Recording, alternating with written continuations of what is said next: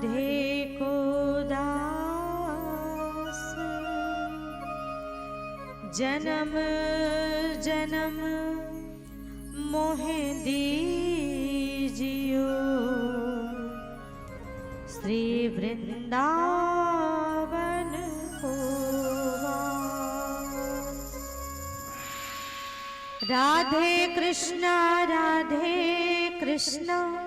कृष्णा कृष्णा राधे राधे राधे श्याम श्यामा श्याम श्यामा राधे राधे राधे कृष्णा कृष्णा कृष्णा कृष्णा राधे राधे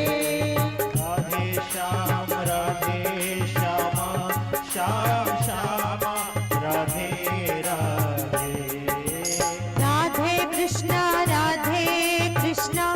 कृष्णा कृष्णा राधे राधे राधे श्यामा श्याम श्याम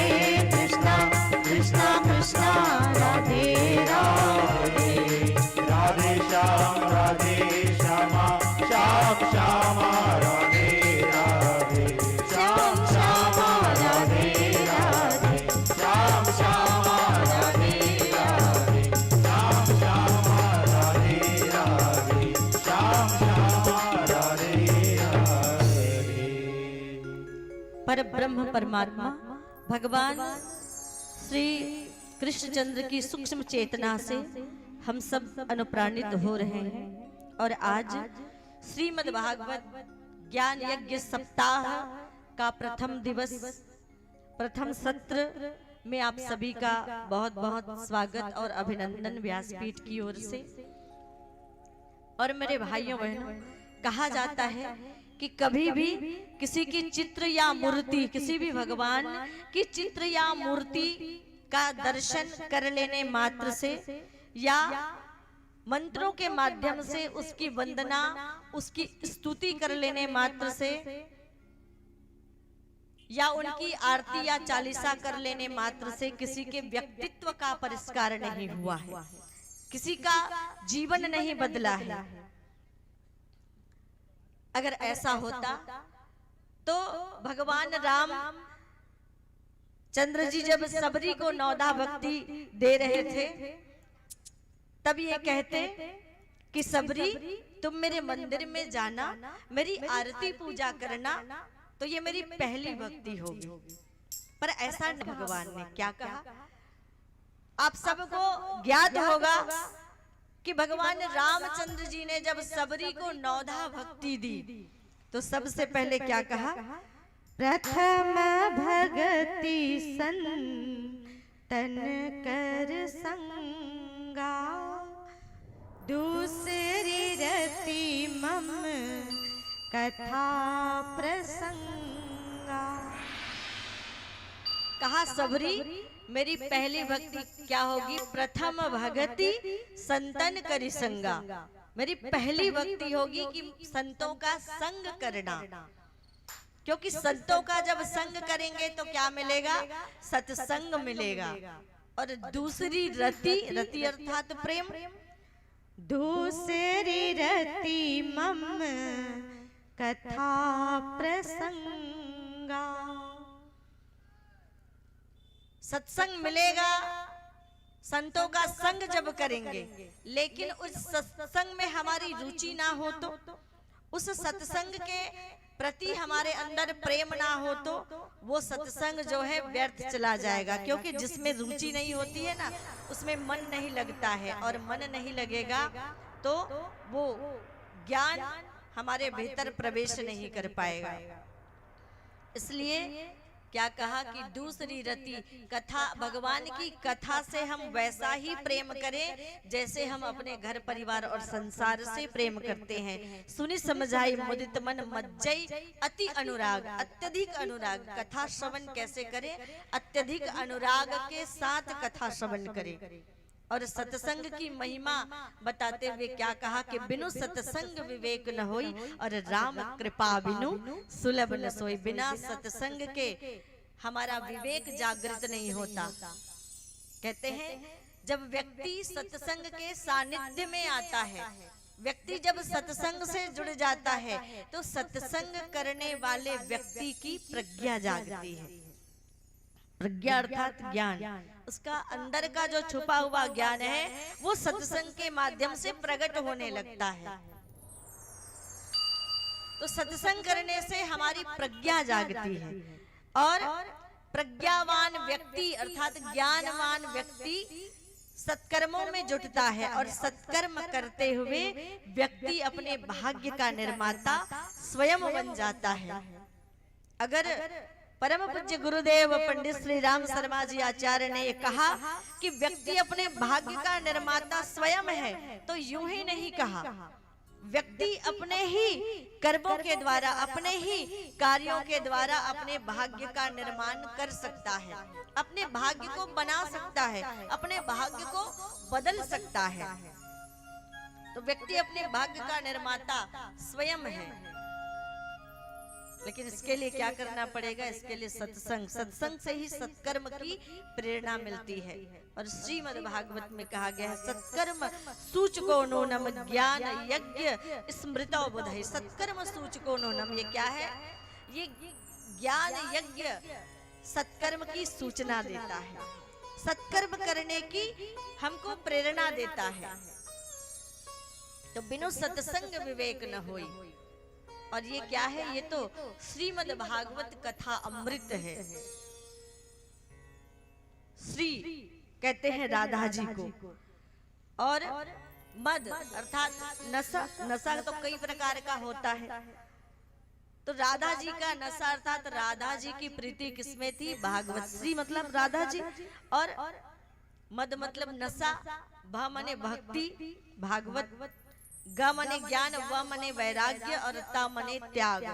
राधा जी की प्रीति भागवत में थी, अर्थात राधा जी की प्रीति भगवान की भक्ति में थी, राधा जी की प्रीति ज्ञान में थी, राधा जी की प्रीति वैराग्य और त्याग में थी। और इसीलिए श्री राधा जी और भगवान दोनों को एक साथ मंदिर में जो है स्थापित किया जाता है। पत्नी तो रुक्मणी है, लेकिन साथ रहती कौन है मंदिर में? राधा जी। क्योंकि राधा जी कोई स्त्री नहीं, राधा एक भाव है, और राधा साक्षात त्याग, बलिदान, वैराग्य और ज्ञान की प्रतिमूर्ति है। तभी कहते ना राधे राधे रटो तो चले आएंगे बिहारी। अर्थात आपके जीवन में जब भक्ति आएगी और भक्ति के साथ ज्ञान आएगा, ज्ञान के बिना भक्ति अधूरी और भक्ति के बिना ज्ञान अधूरा। अगर केवल भक्ति ही रही तो भी काम नहीं चलेगा, और केवल ज्ञान रहा और भक्ति नहीं रही तो ज्ञान का व्यक्ति को अहंकार हो जाता है, और वह अहंकार को मनुष्य का सबसे बड़ा शत्रु कहा गया है। इसलिए ज्ञान के साथ भक्ति और भक्ति के साथ ज्ञान दोनों आवश्यक है, और जब ये दोनों चीजें मिल जाती है तो स्वतः ही जीवन में वैराग्य आने लगता है, जीवन में त्याग का भाव आने लगता है, ये संसार आसार लगने लगता है, और केवल भगवान का दरबार, भगवान के चरण ही हमको सार लगने लगते हैं। ये श्रीमद् भागवत की कथा, अथाह ज्ञान का भंडार इस भागवत की कथा में है, जिसको एक बार व्यक्ति श्रवण करे तो वास्तव में जीवन का कल्याण हो जाए।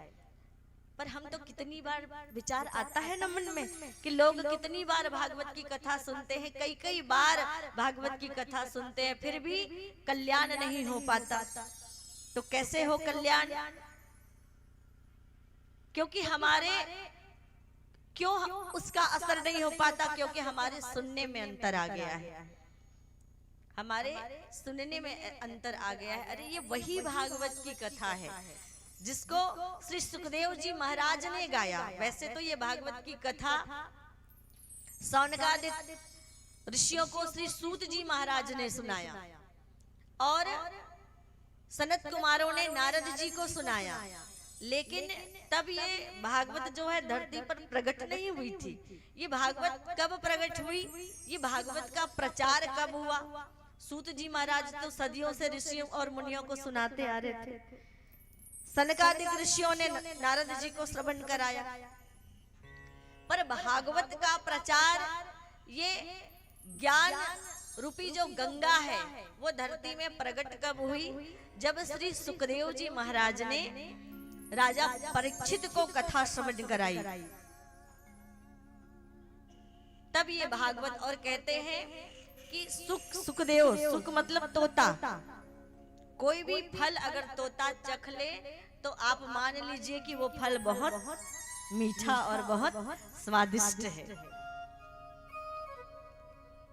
तो इस भागवत को श्री सुखदेव जी महाराज ने चखा और प्रसाद के रूप में पूरे संसार को प्रदान किया। इसलिए ये भागवत बहुत मीठा और बहुत ही अच्छा है, जो हृदय को रमने वाला है, जो मन को प्रसन्न करने वाला है, जो मन को प्रफुल्लित करने वाला है, जो मन को आनंद से विभोर करने वाला है, आनंदित करने वाला है। लेकिन इसके लिए क्या चाहिए? रति। दूसरी रति मम कथा प्रसंगा।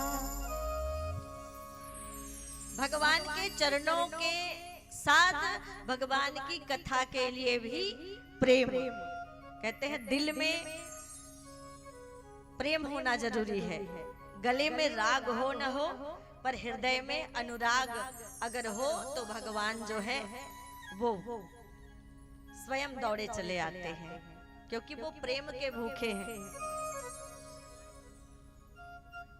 तो इस प्रकार जो है श्रीमद् भागवत की कथा का प्रचार श्री सुखदेव जी महाराज ने किया और राजा परीक्षित को उन्होंने सुनाया। तो हम सोचते हैं कि भाई राजा परीक्षित का तो कल्याण 7 दिन में हो गया था, फिर हमारा कल्याण इतनी बार कथा सुनने के बाद भी क्यों नहीं होता? क्योंकि वो एकाग्रता, वो भाव, वो तल्लीनता हमारे अंदर नहीं है। तो सबसे पहले सावधान होकर हमें कथा श्रवण करना चाहिए। हमारे आसपास आजू बाजू कोई भी हो, उससे हमें के तरफ हमारा ध्यान जो है वो नहीं जाना चाहिए। तो आइए श्रीमद् भागवत के प्रथम श्लोक का गान करते हैं। आप भी मेरे साथ साथ इसे दोहराने का प्रयास करें।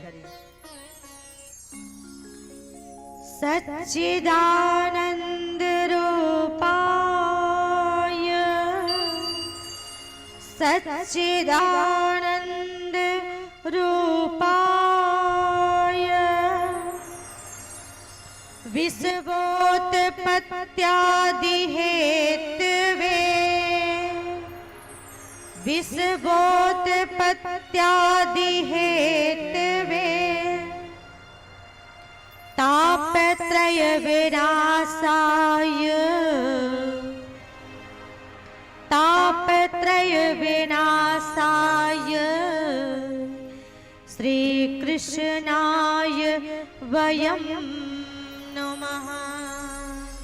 श्री कृष्णाय वयं नमः।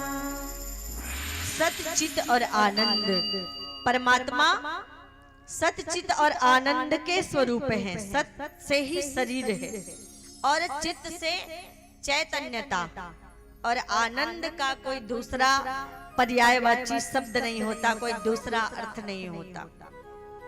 सत अर्थात जो तीनों कालों में रहता है, जो आदि काल में भी था, भूतकाल में भी था, जो वर्तमान में भी है, और जो सृष्टि के प्रलय के बाद भी जो शेष बचता है वो सत्य है।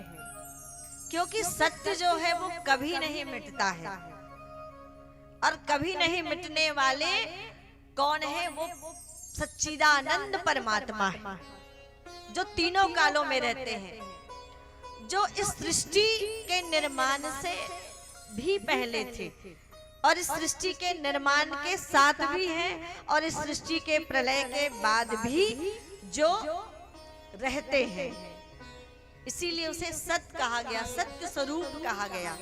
परमात्मा का एक नाम सत्य, सत्य, और सत्य कहकर परमात्मा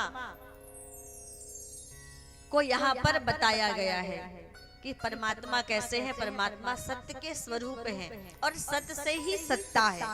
सत्ता अर्थात वो पावर नहीं, सत्ता का अर्थात इस सारे संसार का अस्तित्व उसी परमात्मा से हम सब का, इस पूरे ब्रह्मांड का, पूरी सृष्टि का अस्तित्व है। सत्य से ही सत्ता है। और दूसरा चैतन्यता, वो चैतन्यता, वो प्राण जिसके कारण हम हंसते हैं, बोलते हैं, चलते हैं, फिरते हैं, जिसके कारण हम जीवित हैं। एक बार वो चैतन्यता, वो प्राण हमारे अंदर से निकल जाए तो क्या होगा? ये शरीर जो है वो बेकार हो जाता है। तो वो चैतन्यता के रूप में हमारे अंदर है, इस सृष्टि के कण कण में है। और चैतन्यता का दूसरा अर्थ ज्ञान भी होता है। वो हम सब, वो परमात्मा ज्ञान के स्वरूप है, वो परमात्मा प्रकाश के स्वरूप है। कहते हैं ना, जल थल अग्नि आकाश गगन में केवल उसकी सत्ता, केवल उस परमात्मा की सत्ता। और इसके बाद आनंद, आनंद और सुख दोनों अलग अलग है। सुख क्षणिक होता है, कभी जीवन में कुछ अच्छा हो गया तो हम प्रसन्न हो जाते हैं, सुखी हो जाते हैं। जब सब कुछ हमारे जीवन में अच्छा चलते रहता है तो हम सुखी हो जाते हैं, अपने आप को सुखी समझते हैं। लेकिन जीवन में जरा सी कोई कठिनाई आ जाती है, जरा सी भी कोई परेशानी आ जाती है, तब क्या होता है, तब हम दुखी हो जाते हैं। सुख भी अस्थाई है और दुख भी अस्थाई है, लेकिन आनंद स्थायी है। एक बार अगर हमने आनंद को प्राप्त कर लिया तो सुख में के समय में भी वो आनंद हमें वैसा ही प्राप्त मिलता है, और दुख के समय में वो हम दुख के समय में भी हम आनंदित रहते हैं। सुख और दुख दोनों में हम आनंदित रहते हैं। कैसे? जैसे हमको लगता है, संसार के लोगों को लगता है वो किसमें आनंद खोजते हैं।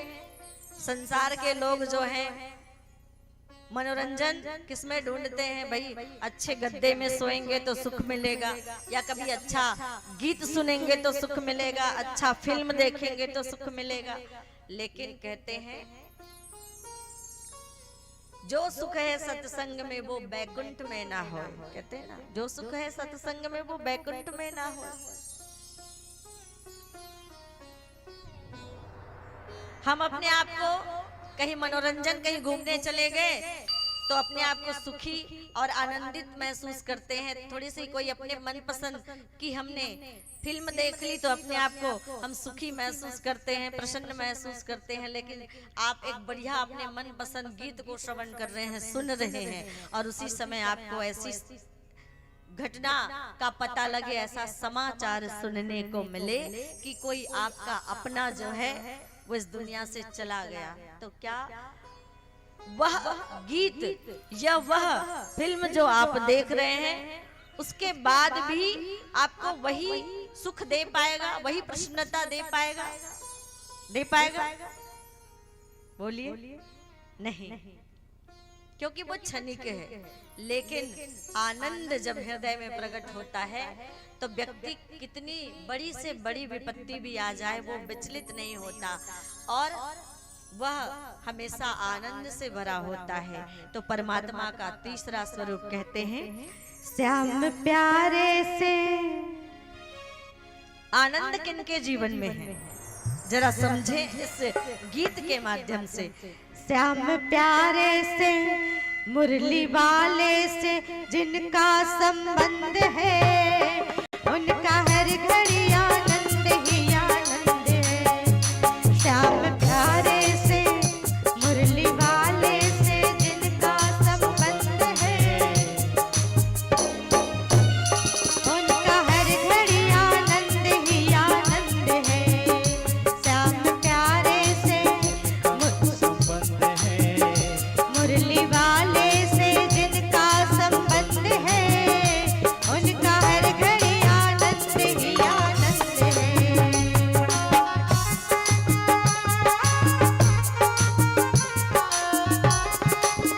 और दोनों हाथ उठा के प्रेम से ताली की सेवा। इससे फायदा क्या होगा?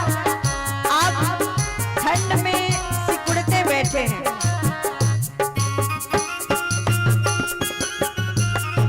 और अच्छे से जब ताली बजाएंगे तो आपकी ठंडी दूर हो जाएगी, और आपका जो सॉल वाल जो आपने ओढ़ रखा है ना वो आपको उतारना पड़ेगा। इसलिए प्रेम से दोनों हाथ उठा के ताली की सेवा के साथ। झूठी ममता से करके किनारा, लेके सच्चे प्रभु का सहारा। झूठी ममता से करके किनारा, लेके सच्चे प्रभु का सहारा, लेके सच्चे प्रभु का सहारा। जो उनकी रजा में रजामंद है, जो उनकी रजा में रजामंद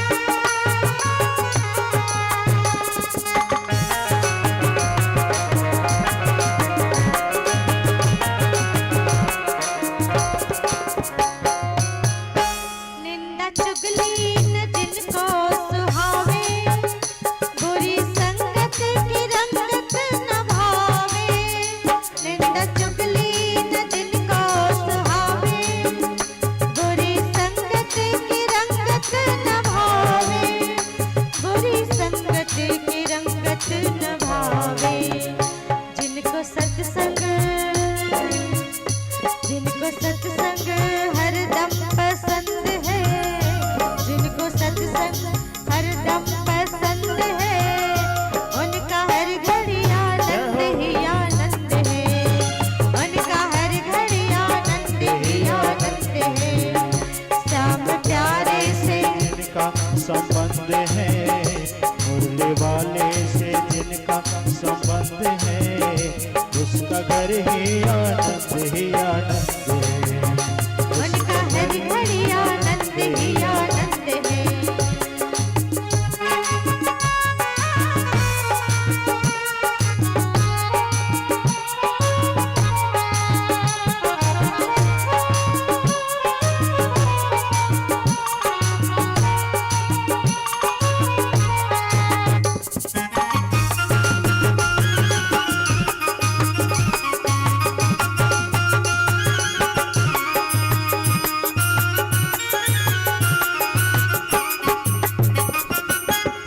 संत ऋषियों की वाणी को मानो, प्रेम भक्ति की महिमा को जानो। संत ऋषियों की वाणी को मानो, प्रेम भक्ति की महिमा को जानो। संत ऋषियों की वाणी को मानो, प्रेम भक्ति की महिमा को जानो, प्रेम भक्ति की महिमा को जानो। और क्या आनंद किसके जीवन में है? तो संत कहते हैं, जिनके हृदय में, ध्यान दीजिएगा, आनंद किसके जीवन में है? जिनके हृदय में बाल मुकुंद है, जिनके हृदय में बाल मुकुंद है, उनका हर घड़ी आनंद ही आनंद है, उनका हर घड़ी आनंद ही आनंद है। श्याम प्यारे से मुरली वाले से जिनका संबंध है, उनका हर घड़ी आनंद ही आनंद है, उनका हर घड़ी आनंद ही आनंद है, उनका हर घड़ी आनंद ही आनंद है, उनका हर घड़ी आनंद ही जिनके हृदय में बाल मुकुंद है, उनका हर घड़ी आनंद ही आनंद है। सर्वम खलु इदम ब्रह्मा, अर्थात वो परब्रह्म परमात्मा सभी जगह व्याप्त है। वो परमात्मा फूलों की सुगंधि में है, सूरज की रोशनी में है, और जल की मिठास में है, और वायु की शीतलता में है। कण कण में वो सच्चिदानंद परमात्मा जो है बसे हुए हैं। और इसीलिए कहते हैं गीता में भगवान श्री कृष्ण ने कहा कि अनन्यास चिंतयन्तोह माम ये जना पर्युपासते तेषाम नित्याभियुक्तीनाम योगक्षेमं वहाम्यहम्। कि तेषाम नित्याभियुक्तीनाम योगक्षेमं वहाम्यहम्। भगवान श्री कृष्ण कहते हैं गीता में कि जो भक्त मुझे अनन्य भाव से भजता है, जो हृदय की गहराइयों से मेरा ध्यान करता है, मैं उसके योगक्षेम का वहन करता हूँ। योगक्षेम अर्थात जो वस्तु हमारे जीवन में हमें प्राप्त है, भगवान उसकी रक्षा करते हैं जब हम भगवान को याद करते हैं। और जो वस्तु हमें प्राप्त करनी है, मन में उस वस्तु को हम प्राप्त करना चाहते हैं, तो उस वस्तु की प्राप्ति भगवान हमें कराते हैं। इसको योगक्षेम कहा जाता है। तो तेषाम नित्याभियुक्ति नाम योगक्षेमं वहाम्यहम्। उत्तम के अस बस मन माही, और सपने हो आन पुरुष जग माही। जगत में कहते हैं कि मेरे पति को छोड़कर सब स्वप्न है, मेरे परमात्मा को छोड़कर क्या है, एक पतिव्रता नारी कहती है मेरे पति को छोड़कर जो है वो सब स्वप्न है। उसी प्रकार एक भक्त के लिए परमात्मा के अलावा जो है सब स्वप्न है। और जीवन में आगे कहते हैं भगवान की। ये तो हुआ ताप विश्वोत्पत्त्यादि हेतवे। सच्चित आनंद के स्वरूप भगवान क्या करते हैं? विश्वोत्पत्त्यादि हेतवे, इस जगत की उत्पत्ति के कारक हैं, उत्पत्ति करता है और इस जगत के पालन करता है, और ये जगत अंत में उसी में लय हो जाता है। तो जगत की उत्पत्ति, स्थिति और लय के हेतु वो परमात्मा है। और ये करते क्या है? देखिए, आजकल कलयुग के मानव या कलयुग के भक्त बिना फायदे के कोई काम नहीं करते, जब तक उसमें अपना फायदा ना दिखे। अगर मैं ये काम करने जा रहा हूं तो इसमें मेरा क्या फायदा है, पहले फायदा देखते हैं। इसीलिए जब आरती बनाई भगवान की, ओम जय जगदीश हरे, तो सबसे पहले क्या लिखा कि धन है ना, हमें धन मिल जाए। भगवान की आरती करने से, भगवान की स्तुति करने से क्या मिलता है? धन मिलता है ना। तन मन धन कहते हैं ना, धन जो पहले होना चाहिए वो बाद में है, और जो बाद में होना चाहिए वो पहले है। पहले आओ भगवान के दरबार में तो सारी संपदा मिलेगी, सारा वैभव मिलेगा, सब कुछ मिलेगा। फिर बाद में क्या होगा? विषय विकार मिटाओ, पाप हरो देवा। ये तो पहले होना चाहिए, ये सबसे आखिरी में है। विषय विकार पहले जीवन का बिटे, ये प्रयास व्यक्ति को जीवन में करना चाहिए। पर नहीं, पहले क्या मिले तो समझ लिया लोगों ने, जिन्होंने ये आरती बनाई कि पहले भगवान को पाने के लिए, पाओगे तो क्या करना पड़ेगा, पहले लोगों को रिझाया कि आओ सब ये मिलेगा, सारी संपदा, सारा सुख, सारा वैभव मिलेगा। बाद में क्या होगा? बाद में तो विषय विकार फिर मिटते रहेंगे। तो बिना फायदे के तो कलयुग का इंसान कुछ भी काम नहीं करता, है ना। तो क्या होता है जब भगवान के शरण में जाते हैं? तापत्रय विनाशाय श्री कृष्णाय वयम नमः। भगवान का काम क्या है? इस संसार की उत्पत्ति, स्थिति और लय करना। उसके बाद तापत्रय विनाशाय, तापत्रय भगवान हमारे जीवन में जो 3 प्रकार के ताप होते हैं, उन तीनों प्रकार के तापों का समन करते हैं। कोई तन दुखी, कोई मन दुखी, कोई धन बिन रहत उदास। दैहिक, दैविक और भौतिक, ये 3 ताप हर मनुष्य के जीवन में होता है। कोई तन दुखी, इस संसार में ऐसा कोई प्राणी नहीं जिसे कोई दुख ना हो। एक व्यक्ति ऐसा है जिसके पास संपत्ति भी है, वैभव भी है, पद भी है, संपदा भी है, लेकिन वो तन से बीमार है, कोई बड़ी बीमारी लग गई है। घर में तो अपार धन है, पर खाते केवल फुल्का है, खाते केवल मूंग की दाल है। तो बीमारी, तन दुखी, तन से दुखी है। कोई मन दुखी, अब शरीर भी स्वस्थ है लेकिन बेटा बिगड़ गया, तो सब कुछ होते हुए भी वो मन से दुखी हो जाता है। और कोई धन बिन रहत उदास, अब जिसका तन भी अच्छा है, मन भी अच्छा है, लेकिन क्या करे, जीवन में गरीबी है, धन की कमी है, खाने को लाले पड़े हैं। तो ये तीनों प्रकार के लोग संसार में दिख जाते हैं। कोई तन से दुखी, कोई मन से दुखी, कोई धन बिन रहत उदास। लेकिन सुखी कौन? थोड़े थोड़े सब दुखी और सुखी राम के दास। थोड़े थोड़े सब दुखी और सुखी राम के दास। प्रेम से बोलिए राधे राधे। तो अगर दुख को मिटाना है तो क्या करना पड़ेगा? जो तू मिटाना चाहे जीवन की तृष्णा। अच्छा, कौन कौन अपने जीवन के दुख मिटाना चाहते हैं?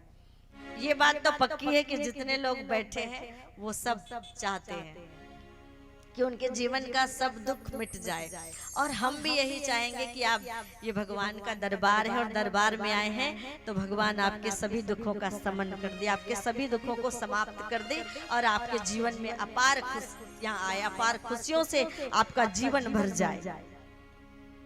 लेकिन करना क्या है? जो तू मिटाना चाहे जीवन की तृष्णा, तेषाम नित्याभियुक्ति नाम योग क्षेमम वहाम्यहम्। सुबह शाम बोल बंदे कृष्णा कृष्णा कृष्णा, छोड़ दे भटकना दर दर, तोड़ दे अहम का घेरा, भूल जा जगत के वैभव, जग है दुखों का डेरा, फिरता है मारा मारा, बोल कृष्णा कृष्णा, फिरता है मारा मारा, बोल कृष्णा कृष्णा, सुबह शाम बोल बंदे कृष्णा कृष्णा कृष्णा। तो नाम भगवान का लेना पड़ेगा और जब नाम लेंगे तो क्या होगा? तापत्रय विनाशाय, जीवन के तीनों प्रकार के तापों को समन करने वाले हैं परमात्मा। और आइए, आज तो प्रथम दिवस है, कलश यात्रा में आप सब लोग सम्मिलित हुए और 2 किलोमीटर की आप सभी ने यात्रा की है। 2 किलोमीटर आना और 2 किलोमीटर जाना, तो 4 किलोमीटर आप चले हैं। तो ज्यादा समय आपको नहीं बिठाएंगे, सीधे कथा में प्रवेश करते हैं। और 88,000 सौनकादिक ऋषि बैठे हुए हैं और उन 88,000 सौनकादिक ऋषियों के बीच में श्री सूत जी महाराज का आगमन होता है। तो सारे 18,000 सौनकादिक ऋषि खड़े हो जाते हैं और श्री सूत जी महाराज जो केवल 20 बरस के हैं, और ये जो सौनकादिक ऋषि हैं इनकी तो बड़ी बड़ी आयु, कोई चतुर्युगी है जिनके सामने 4 युग कई बार निकल गए, तब तक जीवित है, हर कल्प में जीवित है, हर युग में जीवित है वो। ऐसे बड़े बड़े संतों के बीच में जब 20 बरस के सूत जी महाराज आए तो सबने खड़े होकर उनका प्रणाम किया। तो बड़े बड़े संतों को देखकर और ये जानकर कि सभी उनका इतना आदर कर रहे हैं, थोड़े सकुचा गए सूत जी महाराज और कहा, आप तो मुझसे बहुत बड़े हैं, पर आप किस प्रकार से खड़े होकर मेरा आदर कर रहे हैं? तब सौनकादिक ऋषि कहते हैं, धन वृद्धा बल वृद्धा आयुर्वृद्धास्तथैव च, ते सर्वे अपि ज्ञान वृद्धाश्च, किंकरा शिष्य किंकरा।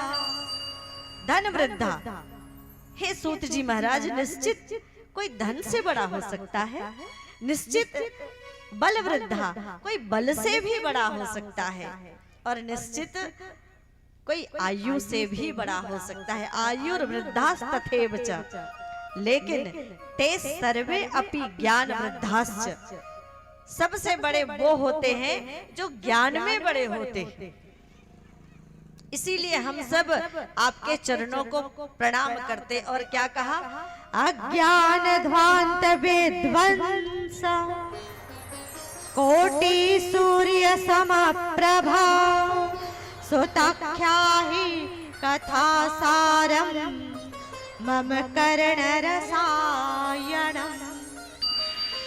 अज्ञान ध्वांत विध्वंस, कोटि सूर्य समप्रभा, और आप तो अज्ञानियों के अंदर के अज्ञान को दूर करने वाले करोड़ों सूर्य के समान है। आपके अंदर इतना ज्ञान है कि करोड़ सूर्य भी आपके ज्ञान के सामने कुछ नहीं है। कोटि सूर्य समप्रभा। और कहते हैं आप हमें कर्ण सुतक क्या ही कथा सारम। कैसी कथा?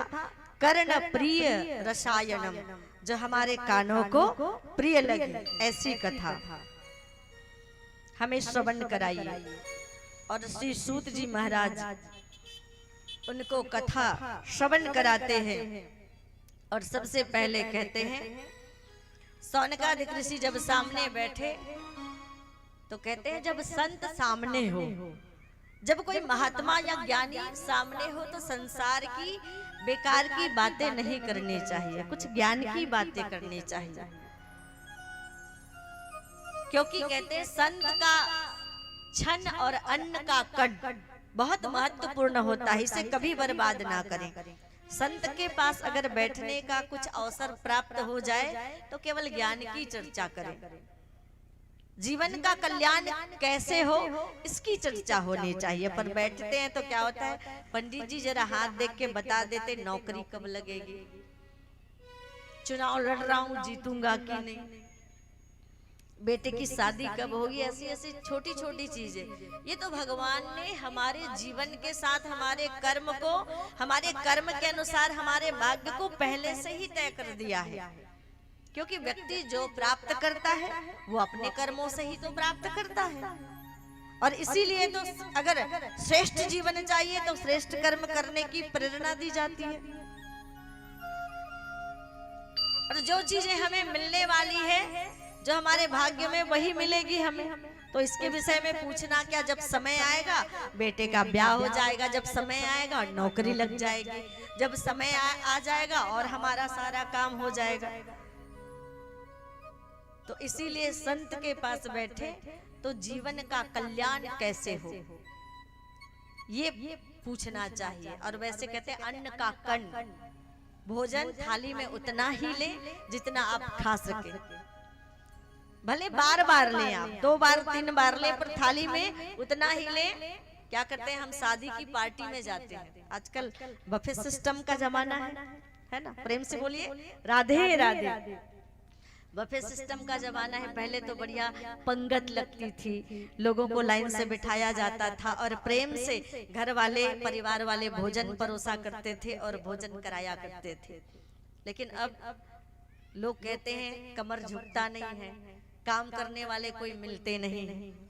पहले घर में जब कोई उत्सव होता था, कोई त्योहार होता था, तो घर की सारी महिलाएं, घर के सारे लोग जो है सब मिलजुल कर भोजन बनाने का, भोजन परोसने का, ये सब काम करते थे। करते थे ना, करते थे ना, करते थे। और नाचने वाली बाहर से बुलाते थे। अब खाना बनाने वाले बाहर से आते हैं और घर के सारे लोग जो है नाचने गाने में मस्त रहते हैं। कोई बात नहीं, समय के साथ जो है परिवर्तन, कहते हैं ना प्रकृति का नियम है। तो ऐसे पंगत लगती थी बढ़िया, भोजन बर्बाद नहीं होता था। अब भी भोजन बर्बाद अब भी नहीं होता अगर लोग समझदारी से काम ले। तो भीड़ ना लग जाए, पता नहीं वो गुलाब जामुन दोबारा हमें मिले ना मिले, बचे ना बचे, है ना, या वो जो मिठाई रखी है, वो जो भोजन रखा है वो बचे ना बचे। इसीलिए थाली भर के ले लेते हैं लोग, है ना, और इतना ज्यादा ले लेते हैं कि बस 1-2 खाया और उसके बाद मन भर गया। क्योंकि खट्टा मीठा नमकीन सब तो मिक्स हो गया और खाने का सारा स्वाद चला गया। अब खाने का मन नहीं है तो गए और डस्टपान में जाके हमने क्या किया, डस्टबिन में जाके हमने अपना प्लेट डाल दिया भोजन के सहित। कहते हैं भारत में इतनी गरीबी है कि आज भी 3-4 लाख लोग प्रतिवर्ष गरीबी में मिल जाते हैं। ये सरकार का सर्वे का रिपोर्ट है कि 3-4 लाख लोग, अब तो जनसंख्या बढ़ी है तो और भी उसकी संख्या ज्यादा हो गई होगी। कि जिस अन्न को हम बर्बाद करते हैं, जिस अन्न को हम फेंकते हैं, उस अन्न को के एक दाने के लिए ना जाने कितने लोग तरसते हैं, कितने लोग जो है कूड़ेदान से भोजन उठाकर भोजन करते हैं। इस बात का ध्यान रखना चाहिए। भले थोड़ा कम खाकर आए और अगर सब अपने अपने हिस्से का अपनी अपनी भूख के हिसाब से भोजन निकाले तो भोजन पार्टी में भी कितनी बड़ी भी पार्टी हो, 1000 के बदले अगर 2000 भी लोग आए तो भोजन कम नहीं पड़ेगा। लेकिन मिट बांट कर खाने की परंपरा हमारी समाप्त हो गई है ना। पहले मतलब इतना स्वार्थ आ गया है कि हम दूसरों के बारे में, दूसरों के लिए बचे ना बचे हमें क्या है, घर वालों की होगी बदनामी, हमें क्या करना है। लेकिन अन्न का कण और संत का क्षण कभी बर्बाद ना करें। तो सबसे पहले सौनकादिक ऋषि जब बैठे तो क्या प्रश्न किया? कृष्ण प्राप्ति करम शाश्वत साधनम तददाधुना। प्रणाम किया, सूत जी महाराज को आसन दिया और पहला प्रश्न क्या था? कृष्ण प्राप्ति करम शाश्वत साधनम तददाधुना, कि हे सूत जी महाराज ये बताइए कि हमें गोविंद कैसे मिलेंगे। अच्छा, सबके जीवन में कोई ना कोई गुरु तो होंगे और हमने अपने जीवन में किसी न किसी को तो अपना आदर्श या अपना गुरु बनाया होगा।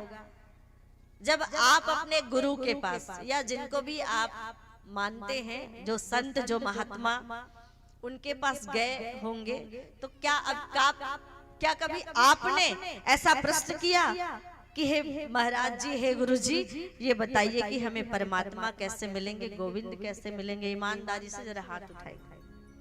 कभी ऐसा प्रश्न किया? कभी ऐसा विचार मन में आया? प्रश्न करना तो दूर की बात, मुझे ऐसा लगता है कि विचार भी नहीं आया होगा। सही है ना? विचार भी नहीं आया होगा कि परमात्मा कैसे मिलेंगे, ये पूछ ले हमारे गुरु जी से। यह जो इतना सुंदर सुर दुर्लभ, जिसके लिए क्या कहा जाता है? गोस्वामी तुलसीदास जी महाराज ने क्या कहा? बड़े भाग मानुष तन पावा और सुर दुर्लभ सद ग्रंथ न गावा। जो मानव का जीवन बहुमूल्य है, जो बड़े भाग्य से हमको मिला है। भाग्योदयन सम अर्जितेन बहु जन्मः, कई योनियों में भटकने के बाद मिला है। कितनी योनियों में? हिसाब लगाया कभी? एक बार कह देते 84 लाख, तो ऐसा लगता है 1-2 योनि। 83,99,999 योनि में जब आप भटके, तब आपको ये मानव तन मिला। आपके अच्छे पुण्य कर्मों के प्रभाव के कारण, आपके पुण्य कर्मों के कारण आपको ये मानव जीवन मिला। पिछली योनि हमारी कौन सी रही, क्या रही, हमें तो ज्ञात नहीं। लेकिन कहते हैं सबको उन योनियों में भटकना पड़ता है, उसके बाद ये मानव जीवन मिला। तो सूत जी बड़े प्रसन्न होके कहते हैं कि लोग इस धरती पर आते हैं और आकर अपना जीवन जीकर चले जाते हैं, और जाने के समय में भी आयु हो जाती है 80 वर्ष की, 90 वर्ष की, तब भी व्यक्ति को पता नहीं होता कि उसे जीवन में क्या करना है, उसे जीवन में क्या चाहिए, उसके जीवन का उद्देश्य क्या है, वो धरती पर क्यों आए थे, इतना सुंदर सुर दुर्लभ मानव तन लेकर क्यों आए थे। मरने के समय में भी लोग कहते हैं, हे भगवान, मुझे धरती पर क्यों भेज दिया था। मरते समय 80 बरस जीकर मरते समय व्यक्ति को आपने सुना होगा, हे भगवान मोला कावर भेज दे होवे, क्यों भेज दिया इस धरती पर, पता नहीं होता कि क्यों आए हैं। सबसे पहले तो हमें ये जानना है कि वास्तव में हम इस धरती पर आए हैं तो अभी हमारा जीवन का क्रम कैसे चलता है, कैसे जीवन का क्रम हमने बना लिया है। रात गमाई सोई के और दिवस गमायो खाए, और हीरा जन्म अमोल है कौड़ी बदले जाए। आज व्यक्ति का दिनचर्या कैसे हो गया है, रात को व्यक्ति सो के गंवा देता है और जागता भी है तो मोबाइल चलाता है, जागता भी है तो मोबाइल चलाता है। दिवस गवायो खाए, दिन को खा के सुबह का नाश्ता, दोपहर का खाना, फिर रात्रि का, फिर भोजन। एक बार पारादीप गई थी, फर्टिलाइजर कंपनी में कथा थी, तो वहां पर यही कथा हो रही थी। तो उसके बाद हमने पूछा जीना किस लिए, जीना किस लिए। देखिए आप जो है वो काम करते हैं, आपको पता है कि आप काम क्यों करते हैं, क्यों करते हैं। कोई भी काम, कोई भी नौकरी चाकरी, खेती बाड़ी या कोई रोजगार किस लिए होता है। किसी भी काम को करने का उद्देश्य होता है धन की प्राप्ति, इसीलिए करते हैं ना कि धन की प्राप्ति। काम किया धन कमाने के लिए। अब धन क्यों कमाते हैं, अपनी आवश्यकताओं की पूर्ति के लिए धन कमाते हैं, ताकि धन से हम सुख के साधन जुटा सके, गाड़ी खरीद सके, अच्छा मकान बना सके, इसलिए धन कमाते हैं। तो काम किया धन के लिए, धन कमाया सुख पाने के लिए, सुख के साधन जुटाने के लिए। अब सुख के साधन जुटाते हैं, सुख क्यों चाहिए। अगर जीवन में दुख दुख आता रहे तो जीवन कैसे चलेगा। दुख ही दुख रहे तो जीवन नहीं चलने वाला है। जीवन में सुख और दुख आते रहते हैं, बदलते रहते हैं, और जीवन में दुख ही रहेगा तो काम नहीं बनेगा। तो जीवन को सुखी बनाने के लिए क्या करते हैं, हम वो साधन एकत्रित करते हैं। साधन एकत्रित किया जीवन को सुखी बनाने के लिए। सुख क्यों चाहिए, सुख जीने के लिए चाहिए। काम किया धन के लिए, धन कमाया साधन एकत्रित करने के लिए, सुख पाने के लिए। सुख क्यों चाहिए, जीने के लिए। तो जीना किस लिए, जीना किस लिए। तो वो भाई साहब खड़े होके बोले, दीदी सुबह 8 बजे उठ के चाय पीने के लिए, वो भी बेड टी चाहिए, है ना। जीना किस लिए, खाने के लिए। फिर दोपहर का खाना, फिर रात्रि का खाना, बीच में समय बच गया तो 4-5 घंटे कुछ काम कर लिए, और समय बच गया तो थोड़ी गपशप लड़ा ली, और समय बच गया तो किसी के साथ बैठकर निंदा चुगली कर ली, और समय बच गया तो थोड़ा टीवी ऑन कर लिए। फिर उसके बाद वापस बिस्तर में गए और सो गए। कहते हैं जब हम सब सोकर उठे तो क्या क्या होता है, प्रभाते। अब क्या, पहले क्या होता था, प्रभाते कर दर्शनम, है ना। कराग्रे वस्ते लक्ष्मी, कर मध्य सरस्वती, कर मूले तु गोविंदः, और प्रभाते कर दर्शनम।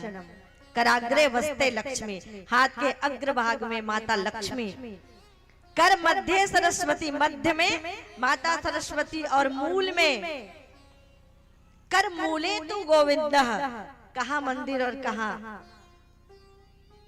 और दुनियादारी। अपने हाथों में लक्ष्मी सरस्वती गोविंद, प्रभाते कर दर्शनम।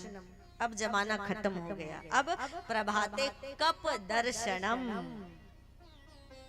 राधे राधे बोलना पड़ेगा। प्रभाते कप दर्शनम, बदल गया ना समय। प्रभाते कप दर्शनम। तो ऐसा व्यक्ति का जीवन, रात गवाई सोई के दिवस गवायो खाए। और ये जीवन कितना अनमोल है। तो किसी संत ने कहा, जन्म हीरा तुझे जो मिला है, ये गंवाने के काबिल नहीं है। ये इतना सुंदर जो सुर दुर्लभ जीवन मिला है। जन्म हीरा तुझे जो मिला है, ये गंवाने के काबिल नहीं है। तेरा हर सांस अनमोल मोती, एक एक सांस की कितनी कीमत। यही एक सांस रुक जाती है तो क्या होता है, अभी आप शिव हैं, और जब एक सांस आपकी थम जाएगी, रुक जाएगी, तो आप क्या हो जाएंगे, आप 100 हो जाएंगे, हो जाएंगे ना। तो एक एक सांस की कितनी कीमत। तेरा हर सांस अनमोल मोती, ये लुटाने के काबिल नहीं है।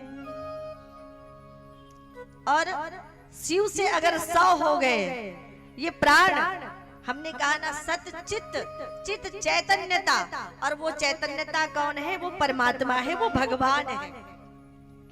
और वो भगवान हमारे अंदर किस रूप में? हमारे अंदर ज्ञान के रूप में, हमारे अंदर प्रकाश के रूप में है, हमारे अंदर हमारी चैतन्यता के रूप में है।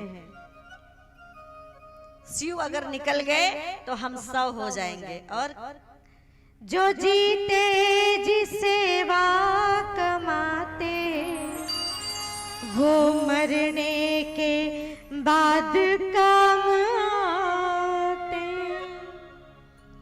तेरे ये जिस्म मरकर किसी का, मरने के बाद आपका शरीर कुछ काम आएगा? किसी का भला कर पाएंगे? खुद का भला नहीं कर पाएंगे। तेरे ये जिस्म मरकर किसी का काम आने के काबिल नहीं है। इसलिए जीवन का जीना किस लिए? कृष्ण प्राप्ति करम। भागवत क्या देती है? लोग सोचते हैं, कहते हैं भागवत से क्या मिलता है? भागवत हमें जीना सिखाती है, जीवन जीने की कला सिखाती है। भागवत का जो ज्ञान है वो हमें निर्देश देती है कि हम अपने जीवन में कैसे सुधार लाएं, कैसे अपने जीवन में परिवर्तन लाएं, कैसे अपने व्यक्तित्व का परिष्कार करें, कैसे अपने विचारों को बदलकर मानव से महामानव और महामानव से देव मानव देवत्व के पद को प्राप्त करें। ये बताती है कथा, ये निर्देश देती है कथा। कृष्ण प्राप्ति करम। तो जीना किस लिए? अच्छी बात है, मना कौन करता है कमाने के लिए? खूब कमाइए, खूब कमाइए, कमाने में कोई मनाही नहीं है। पर भागवत क्या कहती है? भागवत कहती है धन कमाओ नीति से और भजन करो प्रीति से। धन को नीति से कमाए और भजन को प्रीति से करे। कमाने की कोई मनाही नहीं है, क्योंकि जो कमाई अनीति की होती है उसमें कलयुग का वास होता है। आप कल सुनेंगे कथा। अनीति की कमाई में कलयुग का वास होता है, और जहाँ कलयुग का वास होता है वहां पर क्या होता है? दुर्योधन और रावण जैसी भ्रष्टता लोगों के विचारों में आ जाती है। रावण भी तो इंसान ही थे, दुर्योधन भी तो इंसान ही थे। अंतर क्या था? पांडव और कौरव में अंतर क्या था? पांडव और कौरव में केवल विचारों की भिन्नता थी, केवल कर्मों की भिन्नता थी। एक ने श्रेष्ठ मार्ग चुना और सकारात्मक विचार रखे, और एक ने गलत मार्ग चुना और नकारात्मक विचार रखे। कहा, हे केशव, मैं जानता हूँ। भगवान श्री कृष्ण से दुर्योधन ने कहा कि हे केशव, मैं जानता हूँ कि धर्म क्या है और अधर्म क्या है, ये मुझे पता है। अच्छा, यहाँ इतने लोग बैठे हैं, क्या आप नहीं जानते धर्म क्या है और अधर्म क्या है? सभी लोग जानते हैं, जानते हैं ना, सब लोग जानते हैं। वैसे दुर्योधन को भी पता था। कहा कि मैं जानता हूँ धर्म क्या है और अधर्म क्या है, लेकिन धर्म में मेरी रुचि नहीं होती और अधर्म से मेरी निवृत्ति नहीं होती। अर्थात मैं धर्म को अपना नहीं पाता और अधर्म को छोड़ नहीं पाता। तो केवल विचारों की भ्रष्टता का ही अंतर था। एक का विचार भ्रष्ट था, दूसरे के विचार सकारात्मक और श्रेष्ठ थे। तो जीवन का लक्ष्य क्या है? गोविंद की प्राप्ति। कमाए, खूब धन कमाए, खाएं भी, सोए भी, सामान भी एकत्रित करें, किसी चीज की मनाही नहीं है। लेकिन उन सब के बाद हमें क्या करना है? कुछ समय निकालकर जो तू मिटाना चाहे जीवन की तृष्णा। तो क्या करना पड़ेगा? भगवान का नाम लेना पड़ेगा। प्रेम से बोलिए राधे राधे। और अब ये तो आप जान गए होंगे कि ये सब कामों के बाद क्या है? जीवन का लक्ष्य परमात्मा की प्राप्ति है ना। और इसके बाद श्री सूत जी महाराज सर्व सिद्धांत निष्पन्नम संसार भय नाशनम, सभी सिद्धांतों का निचोड़, सर्व सिद्धांतम निष्पन्नम संसार भय नाशनम। ये कथा भागवत की कथा क्या है? ये भागवत की कथा ज्ञान अग्नि है। और अग्नि का कार्य क्या है? जलाना। और भागवत क्या करती है? भागवत ज्ञान अग्नि है जो हमारे पापों को जलाती है, हमारे पापों का शमन करती है। और ये भागवत का जो ज्ञान है वो हमारे अंदर के सारे भय को निकाल देता है। एक बार जब श्री सुखदेव जी महाराज कथा श्रवण कराने बैठे राजा परीक्षित को, और ये बात जब देवताओं को पता लगी, तो सारे देवताओं को जब बात पता लगी तो सारे देवताओं के पास क्या था? देवताओं के पास अमृत का कुंड था, अमृत का कुंभ था, अमृत का घड़ा था जो समुद्र मंथन में देवताओं को मिला था। वो अमृत का कुंभ लेकर श्री सुखदेव जी महाराज के पास आ गए और सुखदेव जी महाराज से कहने लगे कि हे आचार्यवर, हे श्री सुखदेव जी महाराज, जो कथा अमृत आप राजा परीक्षित को श्रवण कराने वाले हैं वो कथा आप हमें श्रवण करा दीजिए। और उसके बदले में क्या कहा? उसके बदले में ये हम अमृत का कुंभ लेकर आए हैं, इसमें अमृत भरा हुआ है, और इस अमृत का पान अगर राजा परीक्षित कर लेंगे तो 7वें दिन के पश्चात जब तक्षक नाग आके राजा परीक्षित को डसेगा तो राजा की मृत्यु नहीं होगी, वो अमर हो जाएंगे, उसका शरीर भी नष्ट नहीं होगा। तब श्री सुखदेव जी महाराज ने उन देवताओं को अभक्त मान लिया। भागवत का अधिकार सबको नहीं मिलता था, पहले सब अधिकारी नहीं थे भागवत के, तो मना क्यों किया श्री सुखदेव जी महाराज ने? भाव तो अच्छा था भागवत श्रवण का, भाव तो अच्छा था भागवत श्रवण का, लेकिन यहाँ पर बात अदला बदली की थी। एव विनिमय जाते सुधा राज्ञा प्रपीयताम प्रणश्यामो वयम सर्वे श्रीमद् भागवतामृतम। एव विनिमय जाते सुधा, किस कलश लेकर आए, अदला बदली कहे अमृत रख लीजिए और बदले में कथा श्रवण करा दीजिए। लेन देन की बात हो गई। जहां पर व्यापार होता है वहां पर प्यार नहीं होता। और अदला बदली की, धन संपदा की बात हुई, लेन देन की बात हुई, तो सुखदेव जी महाराज ने उन्हें अभक्त मान लिया। जहां पर लेन देन की बात हुई वहां पर वो अभक्त हो गए। और अभक्तांश्च विज्ञायना ददौ स कथा अमृतम श्रीमद् भागवती वार्ता सुराणाम अपि दुर्लभम।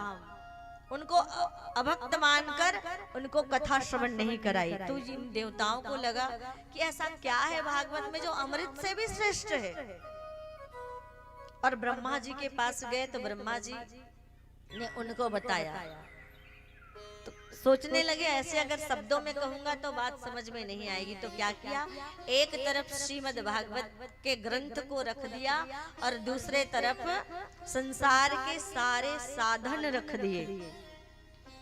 और उसके बाद जब उनको तौला गया, जब उनको नापा गया, तब संसार के सारे साधन कम पड़ गए और भागवत का ग्रंथ जो है वो नीचे आ गया, उसका भार ज्यादा हो गया। तो श्रीमद् भागवत क्या है? श्रीमद् भागवताख्यो अयम प्रत्यक्ष कृष्ण एव ही। ये भागवत का जो ग्रंथ है ये भगवान की वांगमय मूर्ति है, भगवान का वांगमय स्वरूप है। हर एक श्लोक में, हर एक पन्ने में भगवान श्री कृष्ण ही बसते हैं। प्रत्यक्ष कृष्ण एव ही। ये ग्रंथ जो आपको दिख रहा है, कहते हैं ना, जर्रे जर्रे में झांकी है भगवान की, किसी सूझ वाली आंखों ने देख ली। और ये कैसे मिलते हैं? तो सप्ताहेन श्रुतम चैत सर्वथा मुक्तिदायकम। 7 दिन अगर श्रवण कर ले तो ये मुक्ति प्रदाता है, ये मुक्ति देती है। और ब्रह्मा जी ने बताया कि अमृत केवल किसी के जीवन को लंबा कर सकती है, किसी को अमर कर सकती है, लेकिन कथा अमृत जो है वो दीर्घ जीवी नहीं, दिव्य जीवन कर देती है, जीवन को दिव्य बना देती है, जीवन को लंबा कर देती है। कौन कितने बरस जीता है ये बात महत्वपूर्ण नहीं है, जितने दिन भी हम जीवन जीते हैं उस जीवन में हम करते क्या है ये बात महत्वपूर्ण है। शंकराचार्य जी महाराज, आदि गुरु शंकराचार्य मात्र 32 वर्ष के थे और 4 पीठों का निर्माण किया, और आज भी उन पीठों से धर्म का प्रचार प्रसार होता है। वो तो उनके अच्छे कार्यों के कारण बताया जाता है। उनकी जीवनी मैंने पढ़ी थी तो लिखा था कि उनको विष देकर मार दिया गया। और ये सूत जी भी कौन है? ये सूत जी की जाति कोई बहुत ऊंची नहीं है जो कथा के सूत्रधार हैं। सूत जी महाराज के विषय में आपको थोड़ा सा बताते हैं। एक रोमहर्षण नाम के सूत हुए, और इन रोमहर्षण नाम के सूत को श्री वेद व्यास जी महाराज ने 18 पुराणों का ज्ञान कराया। और ये सूत जी ब्राह्मण नहीं थे, वो नीची जाति के थे, बहुत ऊंची जाति के नहीं थे, इसीलिए उनको सूत कहा जाता है। और उन्हीं के पुत्र हुए उग्रश्रवा जी महाराज, उन्हीं रोमहर्षण के पुत्र हुए उग्रश्रवा जी महाराज, जिनको रोमहर्षण जी महाराज ने भागवत का ज्ञान कराया। और भागवत का ज्ञान प्राप्त करके यही उग्रश्रवा सूत जी महाराज जो हैं वो सौनकादिक ऋषियों को भागवत की कथा श्रवण कराते हैं। लोगों की ये धारणा है कि जो ब्राह्मण जाति में जिनका जन्म हुआ है वही केवल कथा कह सकते हैं, लेकिन पुराण ये बताती है सभी कथा के सूत्रधार, शिव पुराण के सूत्रधार, कथा कहने वाले, ऋषियों को कथा सुनाने वाले श्री सूत जी महाराज, नारद पुराण में कथा सुनाने वाले श्री सूत जी महाराज, भागवत कथा में कथा सुनाने वाले श्री सूत जी महाराज, है ना, श्री सूत जी महाराज। तो पुराणों पर तो सबका अधिकार है। और उपदेक्षन्ति ज्ञानम ते ज्ञानिनस् तत्वदर्शिनः, उपदेशक कौन हो सकता है? जो ज्ञानी है, जो ब्रह्म को जानता है, वो उपदेशक हो सकता है, ऐसा कहा जाता है। तो पुराणों पर कई बड़े बड़े वक्ता इसकी व्याख्या करते हैं। कई बड़े बड़े भगवताचार्य सूत जी महाराज के विषय में हम सबको बताते हैं। तो ये हुआ छोटा सा सूत जी महाराज का परिचय कि जो ब्रह्म को जानता है उपदेशक वो भी हो सकता है। तो श्री सूत जी महाराज जाति बड़ी ऊंची नहीं थी, जिन्होंने भागवत कथा श्रवण कराई और इस प्रकार से ज्ञान देते हुए श्री सूत जी महाराज जो है कथा श्रवण कराते हैं। और कथा श्रवण कराते हुए बताते हैं कि एक बार की बात है कि नारद जी जो है बहुत जल्दी जल्दी चलते हुए जा रहे थे और बहुत दुखी थे।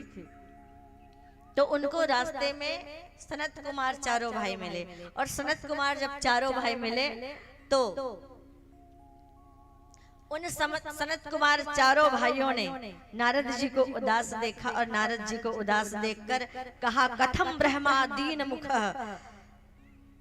कुतश्चिंतातुरो भवान त्वरित गम्यते कुत्र कुताश्चनम तव आगमनम। कि इस प्रकार से चिंतित अवस्था में आप किधर से आ रहे हैं देवर्षि नारद जी, और कहां को जा रहे हैं, और आपकी चिंता का कारण क्या है? आपका ये मुखमंडल क्यों मुरझाया हुआ है? आप क्यों दुखी हैं? संत हृदय नवनीत समाना, संत कभी भी किसी को दुखी नहीं देख सकते। तब नारद जी ने सौनकादिक ऋषियों को बताया, अहम तो पृथ्वी यातो ज्ञात्वा सर्वोत्तमामिति पुष्करं च प्रयागं च काशी गोदावरी तथा। जब सनत कुमारों ने पूछा तो नारद जी ने कहा कि अहम तो पृथ्वी यातो, कि हे सनत कुमारों, जब मैं पृथ्वी पर गया तो ज्ञात्वा सर्वोत्तमामिति, पृथ्वी को सर्वोत्तम जानकर जब मैं पृथ्वी पर पहुंचा तो पुष्करम च प्रयागम च काशी गोदावरी तथा, पुष्कर गया, प्रयाग गया, काशी और गोदावरी गया, हर जगह हरि क्षेत्रम कुरुक्षेत्रम श्रीरंगम सेतु बंधनम एवमादिषु तीर्थेषु ब्रह्मांड इति स्थितः। हरि क्षेत्र गया, कुरुक्षेत्र गया, कलिना धर्म मित्रेण धरेम बाधिता धुना, अर्थात सभी जगह उन तीर्थों में भी कलयुग अधर्म का मित्र बना हुआ है। कहीं बहनें बिक रही हैं, कहीं बेटियां जलाई जा रही हैं, कहीं गाय की चर्बी को घी में मिलाया जा रहा है, कहीं गौ माता अपमानित और तिरस्कृत हो रही है, काटी जा रही है, कहीं हमारी बहनें अपमानित और तिरस्कृत हो रही है। ऐसे नाना प्रकार के पाप कलयुग में छाए हुए हैं। सत्यम नास्ति तपः शौचम दया दानम न विद्यते, सत्यम नास्ति, पूरी कलयुग में कहीं सत्य का नाम नहीं। शौचम दया दानम ना विद्यते, न शौच, शौच अर्थात पवित्रता, ना कहीं पवित्रता मुझे देखने को मिली, न दया न दान। उदर भरिनो जीवा वराका कूट भासिनः, उदर भरिनो जीवा। थोड़ी देर पहले निवेदन किया कि व्यक्ति केवल खा और कमा ही रहा है, इसको पशुवत जीवन कहा जाता है। नर पशु कहे जाते हैं जो केवल अपने ही जीविकोपार्जन में लगे रहते हैं। जिया स्वयं के लिए नहीं औरों के हित जिसने मरना सीख लिया, देख करके पीड़ित मानवता देख कर जिसका अंतस चीखा, बना वही जग का पैगंबर, मंदिर का भगवान बन गया। अर्थात कुछ कार्य हम अपने जीविकोपार्जन के अलावा और भी करें, लोक मंगल का, लोक कल्याण का, सेवा का। तो कहे व्यक्ति तो केवल अब खाने और कमाने में लगा हुआ है, केवल अपनी उदर पूर्ति। बच्चों को भी विद्या कैसे सिखाते हैं कि बस क्या करना है, पढ़ाई करनी है, पढ़ाई करनी है, उसके बाद नौकरी पानी है, अच्छी तनख्वाह लेनी है और जीवन अच्छा मजे से जीना है। उदर भरने की विद्या ही, पेट भरने की विद्या ही माता पिता आज बच्चों को सिखा रहे हैं। और कहते हैं एव पश्यन कले दोषान, और जब मैं आगे निकल रहा था इन कलयुग के दोषों को देखता हुआ, तब मुझे एक आश्चर्य से भरा हुआ दृश्य देखने को मिला। एक स्त्री जो तरुणी थी, जवान थी, उसके सामने दो पुरुष जो वृद्ध थे, मूर्छित पड़े थे, और वह स्त्री उनके सामने विलाप कर रही थी। एका तू तरुणी तत्र निसन्ना खिन्नम मानसा, जो मन से बहुत दुखी थी, और उन्होंने मुझे देखकर मुझे आवाज लगाई, भो भो साधो क्षणतिष्ठम् मच्चितामपि नाशय मम चिंतामपि नाशय दर्शनम तब लोकस्य सर्वथा हा हरम परम। कि आप तो संत हैं और कहते हैं संतों के दर्शन से व्यक्ति के जीवन के सारे दुख दूर हो जाते हैं। जरा भो भो साधो क्षणम तिष्ठम, तिष्ठ मने रुकना, कुछ क्षण मेरे पास रुकिए और मेरी चिंता का नाश कीजिए, अर्थात मेरी चिंता को दूर कीजिए। और तब मैंने उन देवी का परिचय पूछा तो उन देवी ने अपना नाम भक्ति बताया, और जो उनके सामने पुरुष थे उनके विषय में उन्होंने बताया कि वो ज्ञान और वैराग्य है। जो भक्ति देवी के पुत्र हैं और असमय ही वृद्धावस्था को प्राप्त हो गए हैं और मूर्छित अवस्था में पड़े। भक्ति देवी ने कहा कि मैं पूरे इस कलयुग का भ्रमण करते हुए जब वृंदावन पहुंची तो वृंदावन धाम ऐसा धाम है जहां भगवान ने लीला की, बाल लीला संपन्न की, जहां के कण कण में भक्ति बसी हुई है। और उसी भक्ति के प्रभाव से मैं तो तरुणी हो गई, जवान हो गई, लेकिन मेरे पुत्र ज्ञान और वैराग्य आज भी मूर्छित हैं और वृद्धावस्था को प्राप्त हैं। तो ऐसा कीजिए प्रभु की कुछ उपाय कीजिए महाराज और मेरे दुखों को दूर कीजिए। भक्ति देवी के निवेदन पर नारद जी महाराज ने वेद के कई मंत्रों का उच्चारण किया, जल का सिंचन किया, कर्मकांड के कई मंत्र बोले, लेकिन ज्ञान और वैराग्य की मूर्छा दूर नहीं हुई। अच्छा, इस बात पर हमने क्या कभी विचार किया कि भक्ति तो कहीं कहीं देखने को मिलती है, इसलिए भक्ति माता जो है वो जागृत अवस्था में है, लेकिन ज्ञान और वैराग्य मूर्छित क्यों है? आज संसार में ज्ञान की कमी नहीं है, लोग बड़े बड़े ज्ञानी हैं, लेकिन क्या होता है कि लोगों को ज्ञान में चलने का अहंकार हो जाता है, लोगों को ज्ञानी होने का अहंकार हो जाता है।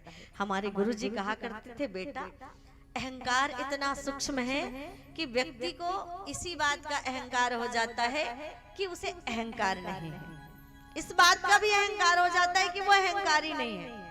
इतना सूक्ष्म होता है अहंकार, कब जकड़ ले व्यक्ति को पता नहीं चलता।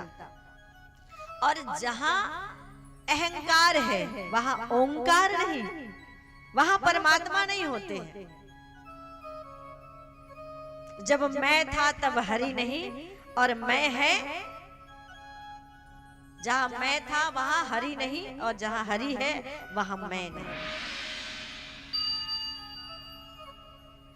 भगवान वही होते हैं जहां पर अहंकार नहीं होता है। तो आज ज्ञान की तो कमी नहीं है, लेकिन उसके बाद भी ज्ञान मूर्छित है, क्योंकि वो ज्ञान, गुरुजी एक और बात कहते थे कि ज्ञान से ही कर्म बनता है, और कर्म से ही हमारे प्रयोजन, हमारे उद्देश्य पूरे होते हैं। हमारे पास ज्ञान तो है, ज्ञान की कमी नहीं है संसार में, लेकिन वह ज्ञान हमारे कर्म के स्तर तक नहीं पहुंच पा रहा है।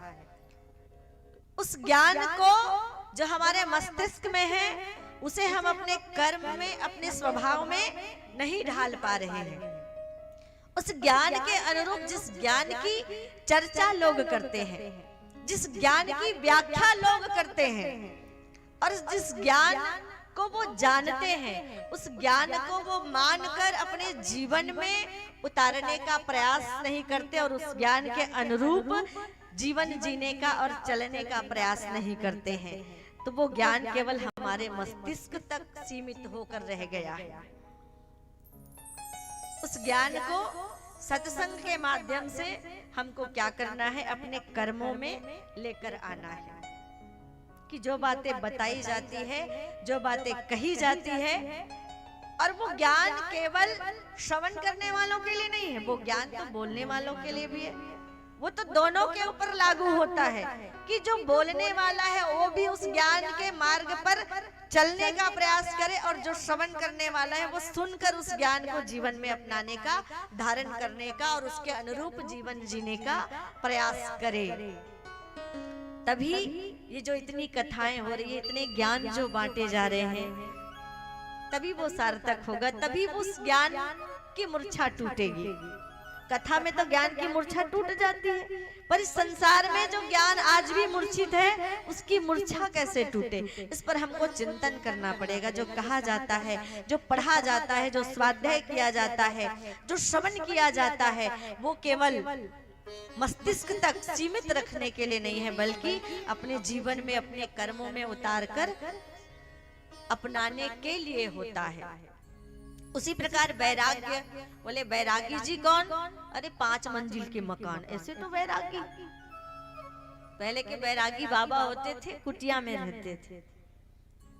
ये काम, क्रोध, लोभ, मोह और अहंकार मानव के 5 शत्रु, काम, क्रोध, लोभ और मोह और अहंकार, ये जीवन के 5 सबसे बड़े शत्रु हैं।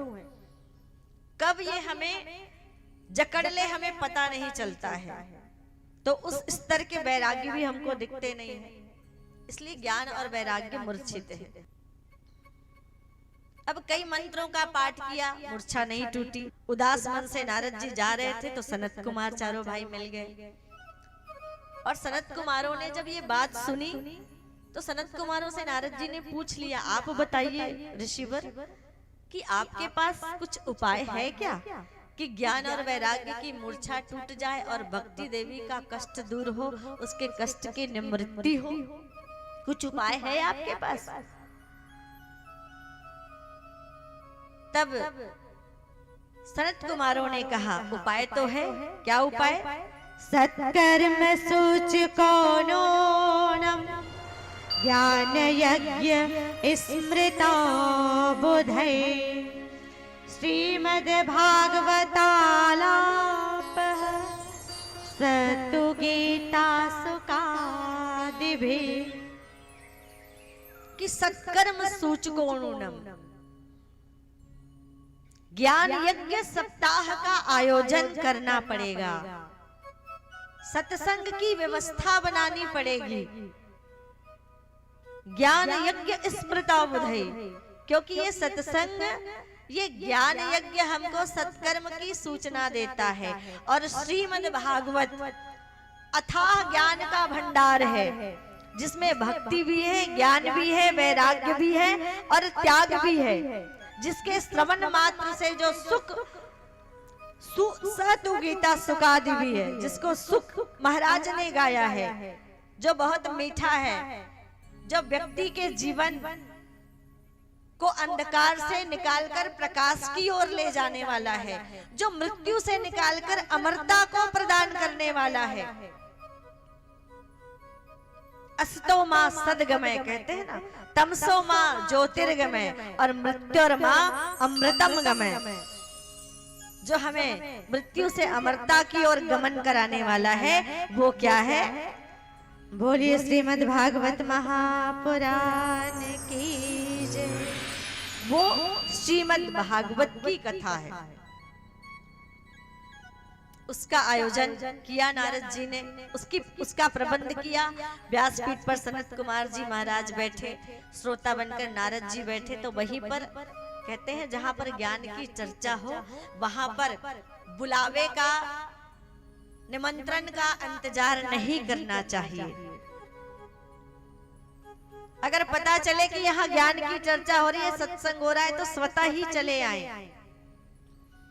सारे तीर्थ वहां पर आ गए कथा श्रवण करने, बहुत सारे संत आ गए। जब शुरुआत हुई थी तो केवल वक्ता सनत कुमार थे, श्रोता नारद जी थे, भक्ति देवी आई थी ज्ञान और वैराग्य को मूर्छित अवस्था में लेकर। अब कथा प्रारंभ हुआ तो सारे तीर्थ, गंगा, यमुना, सरस्वती, सारी नदियां आ गई। और जहां भी कथा होती है वहां पर सारे तीर्थ जो है स्वतः ही विराजमान हो जाते हैं। सारे देवगण सूक्ष्म रूप में, देव शक्तियां सूक्ष्म रूप में स्वतः ही विराजमान हो जाती है जब मंत्रोच्चार होता है और मंत्रों के माध्यम से जब उसका आवाहन पूजन होता है। तो ये सूक्ष्म सत्ताएं सारी वहां पर उपस्थित हो जाती है और वह स्थल क्या बन जाता है? वह स्थल तीर्थ बन जाता है, वह स्थल देवालय बन जाता है। और आप अभी कहां बैठे हैं? तीर्थ में बैठे, क्योंकि यहाँ पर भागवत जी विराजमान हो गया तो ये स्थान तीर्थ बन गया। और इस प्रकार से जब कथा पूरी हुई तो ज्ञान और वैराग्य की मूर्छा टूटी, दोनों जागृत अवस्था में आ गए, दोनों की वृद्धावस्था दूर हो गई, क्योंकि ज्ञान प्रकट हो गया अंदर जो है वो। और तब नारद जी ने पूछा कि सनत कुमारों कि ये कथा साधारण मानव का तो कल्याण करने में सक्षम है, लेकिन क्या ये मानवा पाप कृतस्तु सर्वदा सदा दुराचाररता विमार्गगाः क्रोधा अग्नि दग्धा कुटिलाश्च कामिनः सप्ताह यज्ञेन कलौ पुनन्ति ते। ये मानवा पाप कृतस्तु सर्वदा, नारद जी कहते हैं कि ये बताइए ऋषिवर कि जो मानव निरंतर पापों में लगा हुआ है, पाप कर्मों में निरत है, सदा दुराचाररता विमार्गगाः सदा गलत आचरण करता है और गलत मार्ग पर चलता है, अधर्म के मार्ग पर चलता है, जो क्रोध की अग्नि से जल रहा है, जो कुटिल है, कामी है, क्या अगर ऐसे व्यक्ति भी कथा श्रवण करे तो उसकी मुक्ति संभव है? तब सनत कुमारों ने एक बहुत सुंदर आत्मदेव पंडित की कथा बताई। कहा कि एक आत्मदेव नाम के पंडित थे, कर्मकांडी ब्राह्मण थे, धन वैभव मान सम्मान सब कुछ था, पर एक संतान की कमी थी, संतान नहीं थे। और लोगों के ताने मिलते थे कि संतान नहीं है। लोगों के द्वारा कहा जाता था कि पंडित जी क्या करोगे इतने धन का। लोगों के द्वारा कहा जाता था कि कहा जाता है बेटा जब मृत्यु पश्चात सिर को फोड़ के जब उसमें घी भर के अग्निदान करता है तो मुक्ति होती है, और तुम्हारा तो बेटा ही नहीं है तो तुम्हारी मुक्ति नहीं होगी। मुक्ति के विषय में तो लोगों की ना जाने कितनी गलतफहमियां, कितनी भ्रांतियां समाज में फैली हुई है। एक बार मैं उड़ीसा गई थी कथा के लिए, तो एक माता जी जिनके यहाँ ठहरी थी वो पूछ रही थी कि हमने सुना है देवी जी कि भटा खाने से मुक्ति नहीं होती। अच्छा, अब ये बताइए भटा से मुक्ति का भला क्या तात्पर्य? दूर दूर तक का भटे से मुक्ति का कोई लेना देना नहीं। बोले माता जी आपको किसने कहा? बढ़िया पढ़ी लिखी ना अग्रवाल बहन जी थी। माता जी बुढ़ापा आ गया था, बोले हम तो भटा खाना छोड़ दिए जब से सुना है, क्योंकि भटे का बीज 6 महीने तक पेट में रहता है। उसके बाद अगर उस 6 महीने के अंदर अगर मृत्यु हो जाए तो कहते हैं मुक्ति नहीं होती, आत्मा भटकती रहती है संसार में भूत प्रेत बनकर। अच्छा, हमने कहा हमें तो नहीं पता माता जी की भटे के बीज को 6 महीने पेट में रहते, हमने तो कहीं सुना नहीं है। भाई ये तो तभी पता लगेगा जब आप किसी गैस्ट्रोलॉजिस्ट के पास जाएंगे और कोई सोनोग्राफी करवाएंगे, एंडोस्कोपी वगैरह करवाएंगे तो ही पता चलेगा। हमें तो इसके बारे में कोई जानकारी नहीं है। उन्होंने कहा नहीं हमने सुना है। अब देखिए भटे से क्या तात्पर्य? अगर भटा का बीज है भी तो उसमें मुक्ति से क्या लेना देना? शिव गीता में कहा गया है मोक्षस्य न ही वास्तव अस्ति न ग्रामांतर में हृदय अज्ञान ग्रंथिर्नाशो मोक्ष इति स्मृतः। मोक्ष क्या है? कि मोक्षस्य न ही वास्तव अस्ति न ग्रामांतर में किसी स्थान में मोक्ष नहीं, से स्थान से मोक्ष नहीं मिलता, तीर्थों में भी मोक्ष नहीं मिलता। तो फिर क्या? हृदय अज्ञान ग्रंथिर नाशो, हृदय के अंदर की जब अज्ञानता दूर हो जाती है तब समझ लीजिए कि व्यक्ति को मोक्ष मिल जाता है, वह मुक्त हो जाता है। हमारा ज्ञान दूर हो गया और ज्ञान का एक दीपक हमारे अंदर जल उठा और हम उस सत्य स्वरूप परमात्मा को अगर पहचान गए तो समझ लीजिए हम संसार से मुक्त हो गए। मरने का नाम मुक्ति नहीं है। जरूरी है क्या कि मरने के बाद प्राण शरीर से निकल जाए?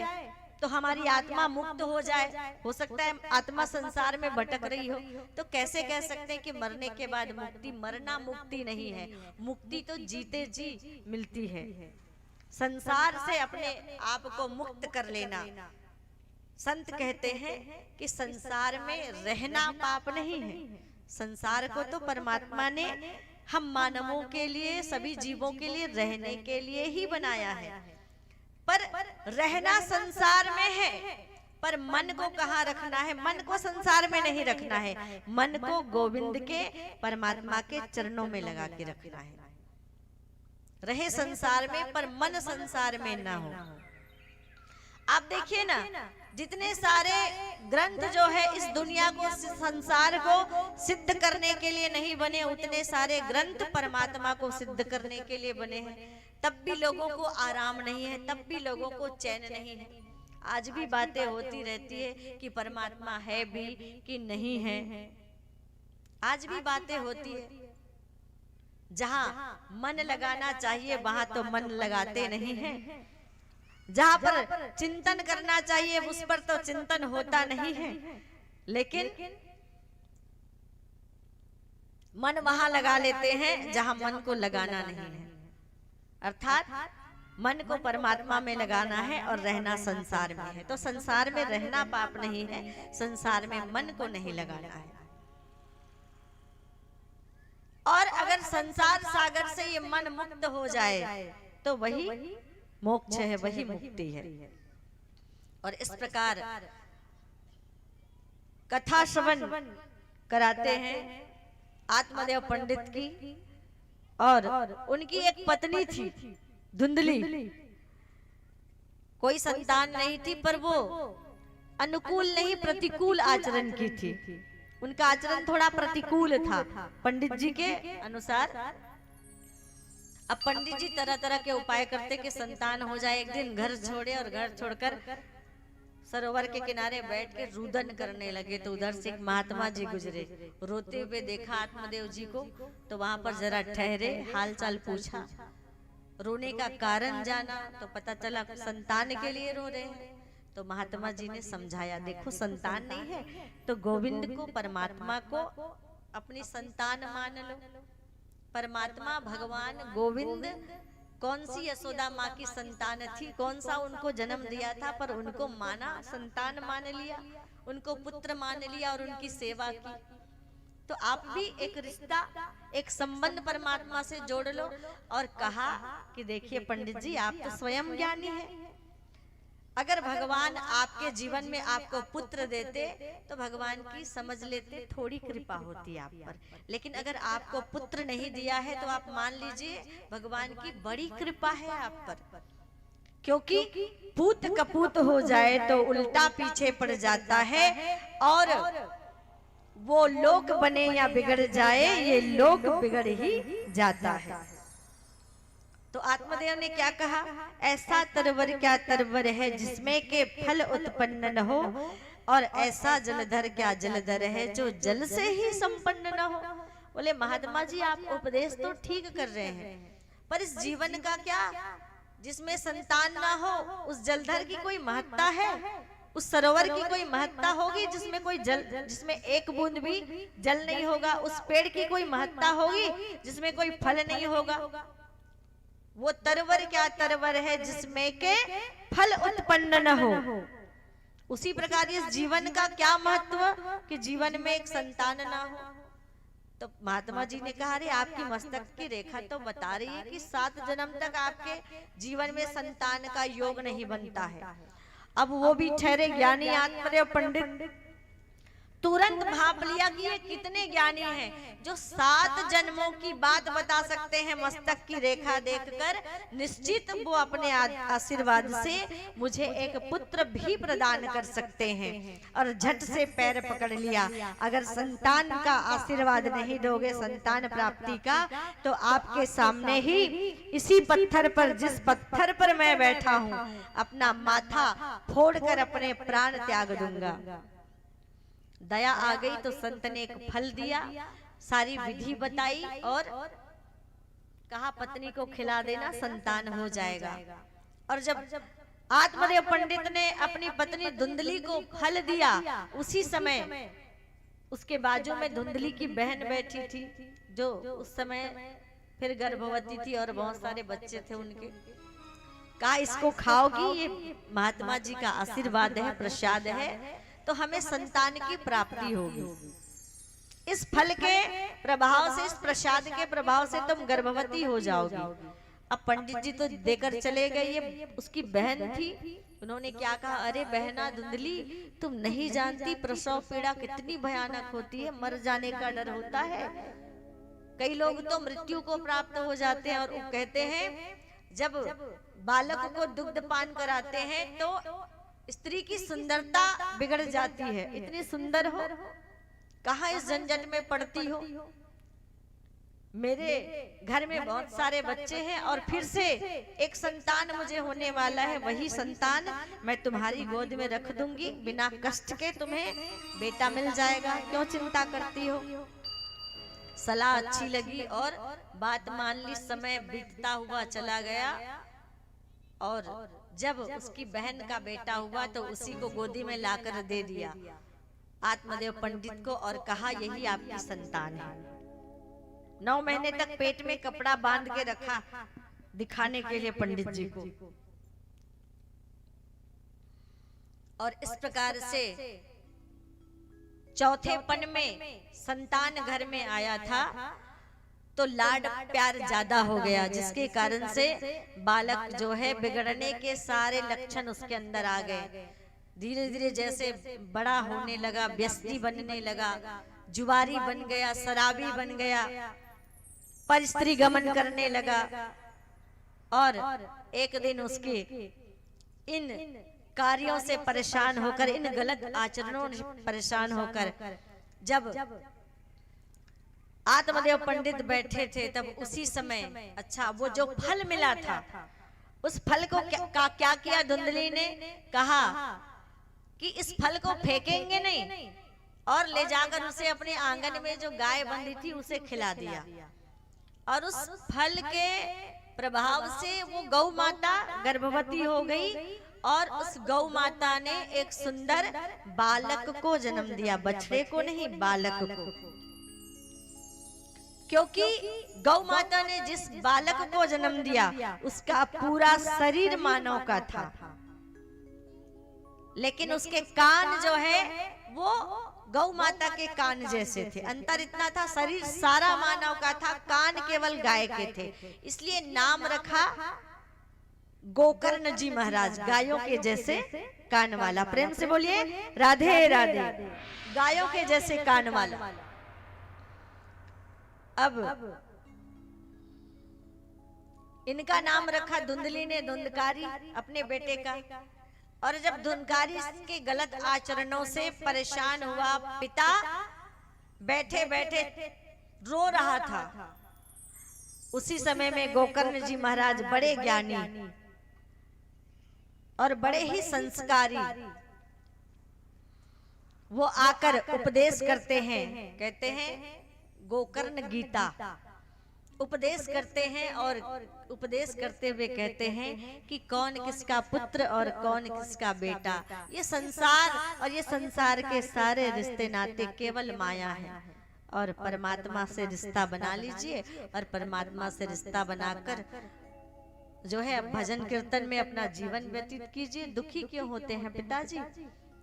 और इस उपदेश को श्रवण करके वैराग्य जागा आत्मदेव पंडित के अंदर और वो घर छोड़कर तीर्थ को चले गए। उन्होंने बताया कि पिताजी, मन ही बंधता है और मन ही मुक्त होता है, मन को ही मुक्त कराना होता है। शरीर की कोई गति नहीं होती, अगर जला दोगे तो राख बन जाएंगे, दफना दोगे तो सड़ गल जाएंगे और बहा दोगे तो चिलकों में खा लेंगे। ये 3 ही गति है शरीर की। इसलिए रोना किस बात का? आत्मा तो अजर अमर है। और इस प्रकार से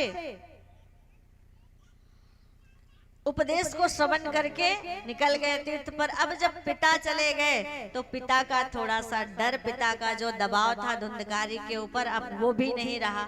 अब तो और बढ़ चढ़ के पाप करने लगा। जिन गणिकाओं के घर जाता था उनको घर लेकर आ गया, मदिरा पीना, जुआ खेलना, पैसे उड़ाना, चोरी करना अपनी इच्छा की पूर्ति के लिए, इस कर्म को देखकर धुंधली भी परेशान होकर वो भी आत्महत्या करके प्राण त्याग देती है।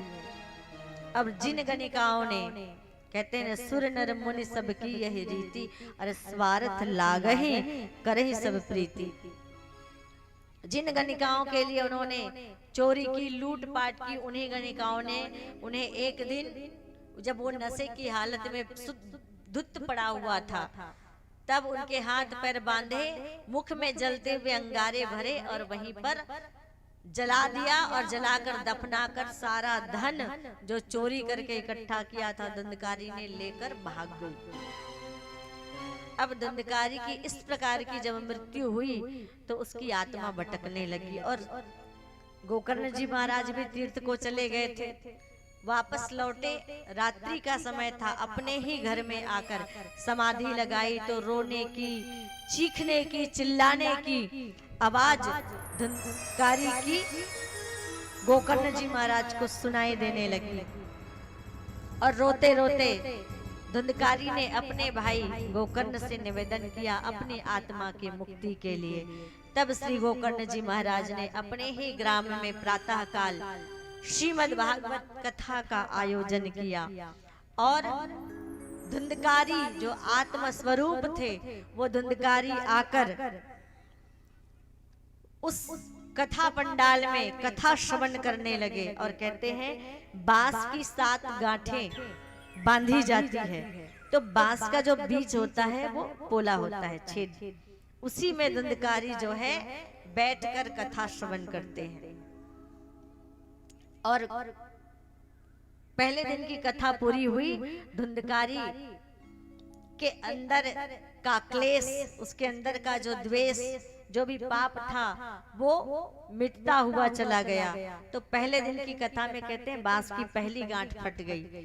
पहली गांठ फटने का तात्पर्य क्या है कि धुंधकारी के जो पाप है वो छटने लगे थे, वो मिटने लगे थे। ये इसका प्रमाण है कि वो पाप मुक्त हो रहे थे। और ऐसे धीरे धीरे 7 दिन तक उन्होंने कथा श्रवण की, पाप से मुक्त हो गए। और कथा पूरी होने के पश्चात भगवान के दूत धुंधकारी के लिए विमान लेकर आए।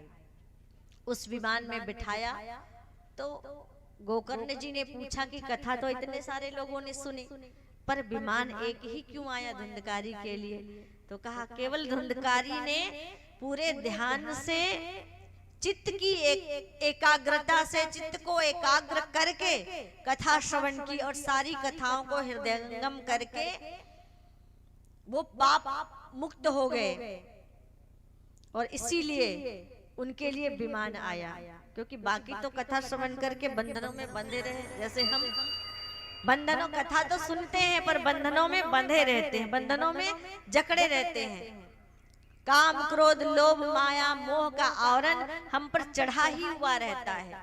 ये आवरण जब तक नहीं उतरेगा जिंदगी भर हम श्रवण करते रहेंगे लेकिन उसका असर जीवन में नहीं दिखेगा। कई लोगों ने कहा कि कलयुग में कोई भी सत्कर्म करते हैं उसका फल जो है वो 4 गुना कम होके मिलता है। तो चलिए ठीक है, हमने 4 बार कथा सुन ली, लेकिन क्या 4 बार कथा श्रवण के बाद हमारे जीवन में कुछ अंतर आया? क्या हम मुक्त हुए? चलो 4 बार तो कथा करा ली, लेकिन अब 4 बार क्या 40 बार और 400 भी बार कथा करें, जब तक अंदर के कसाए कलमश दूर नहीं होंगे। भगवान को पाने के लिए कोई तप तपस्या की आवश्यकता नहीं है। भगवान ने स्वयं कहा है कि निर्मल मन जन सो मोहि पावा और मोहि कपट छल छिद्र न भावा। कि मुझे क्या प्रिय है? मुझे निर्मलता प्रिय है। और जिनके अंदर निर्मलता और पवित्रता है केवल वही भगवान को प्राप्त कर सकते हैं। नहीं तो बड़े बड़े धन वाले बैठे हैं भाई, धन से भगवान मिलते तो खरीद लेते, भगवान को खरीद लेते ना, लेकिन धन से मिलेंगे नहीं मिलेंगे। भगवान तो केवल प्रेम के भूखे हैं। प्रबल प्रेम के पाले पड़ के प्रभु को नियम बदलते देखा, और खुद का मान टले टल जाए पर भक्त का मान न टलते देखा, भक्त का मान न टलते देखा। प्रबल प्रेम के पाले पड़ के, प्रेम के भूखे हैं भगवान। और इस प्रकार से भागवत की कथा जो है वो ऐसा जीव जो मरने के बाद जिसकी आत्मा को शांति और सद्गति नहीं मिल पाती, उस आत्मा को भी मुक्त कराने की क्षमता रखती है। तो आइए आप भी अपने परिवार जनों की स्मृति में श्रीमद् भागवत की कथा करवा रहे हैं परम आदरणीय डॉक्टर शंकर शील जी एवं उनकी धर्म पत्नी श्रीमती मती शील जी और उनके सुपुत्र और उनकी पुत्र वधू और उनके पूरे परिवार के द्वारा आज इस ग्राम तुमगांव में श्रीमद् भागवत की कथा संपन्न कराई जा रही है, जिसका प्रथम दिवस है। और आज और प्रथम दिवस की कथा को आपने श्रवण किया है। आप भी प्रार्थना करें, जितने लोग बैठे हैं, कि आपके जितने पूर्वज हैं उन सभी पूर्वजों को सद्गति और शांति मिले, उन सभी पूर्वजों की आत्मा मुक्त हो जाए और भगवान को वो प्राप्त हो जाए, भगवान उनको प्राप्त हो जाए। यही कामना के साथ जो है आइए आज की जो है विश्राम आरती करेंगे। और जहां तक भी हमारी आवाज जा रही है, आप सभी को ये निमंत्रण पहले देना था, पर अभी हम आप सभी से समस्त ग्रामवासी नगरवासी भाइयों बहनों से निवेदन कर रहे हैं कि कल कथा का समय होगा दोपहर 1 बजे से 5 बजे तक। तो निश्चित आप सभी इस आमंत्रण को स्वीकार करें और आमंत्रण को स्वीकार करके अधिक से अधिक संख्या में पधारे और कथा श्रवण का लाभ ले, इस सत्संग का लाभ ले। जो ज्ञान की गंगा बह रही है उस ज्ञान की गंगा में डुबकी लगाएं और अपने जीवन को सफल और सार्थक बनाएं। तो आइए सभी एक भजन करें और भजन के साथ आरती की तैयारी के साथ जो है भगवान की मंगलमय आरती करेंगे।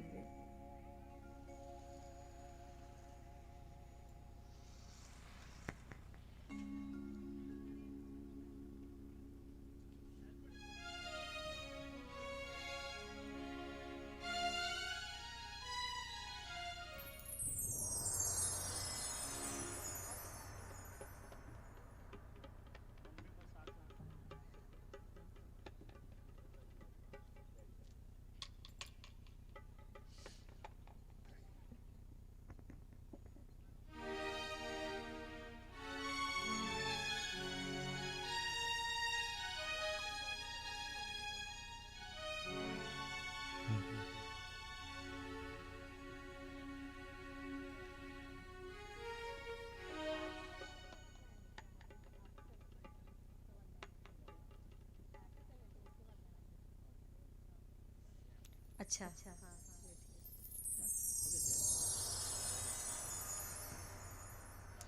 कल से शुरुआत में कम से कम 2 थाली ऊपर और 2 थाली नीचे आरती की, तो नीचे के भाई बहनों को भी आरती का अवसर मिलेगा। और शुरुआत की आरती की थाली और विश्राम की आरती की थाली एक साथ शुरुआत में ही तैयार करके रख देंगे।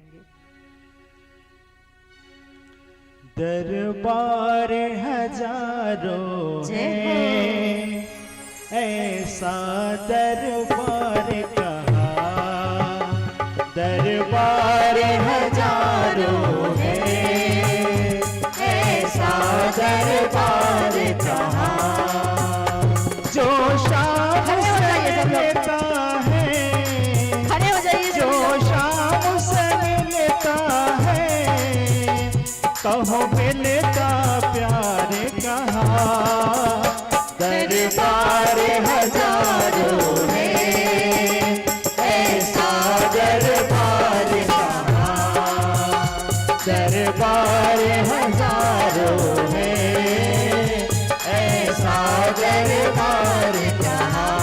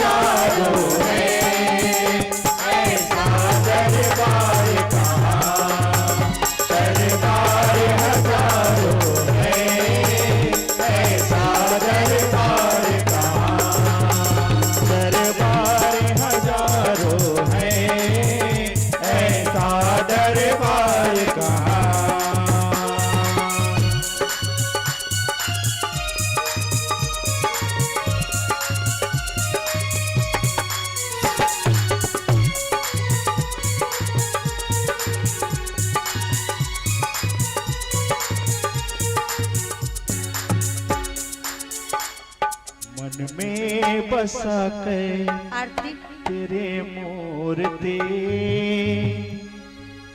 उतारो मैं गिरधर तेरे आरती। आ, आ, आ, आ,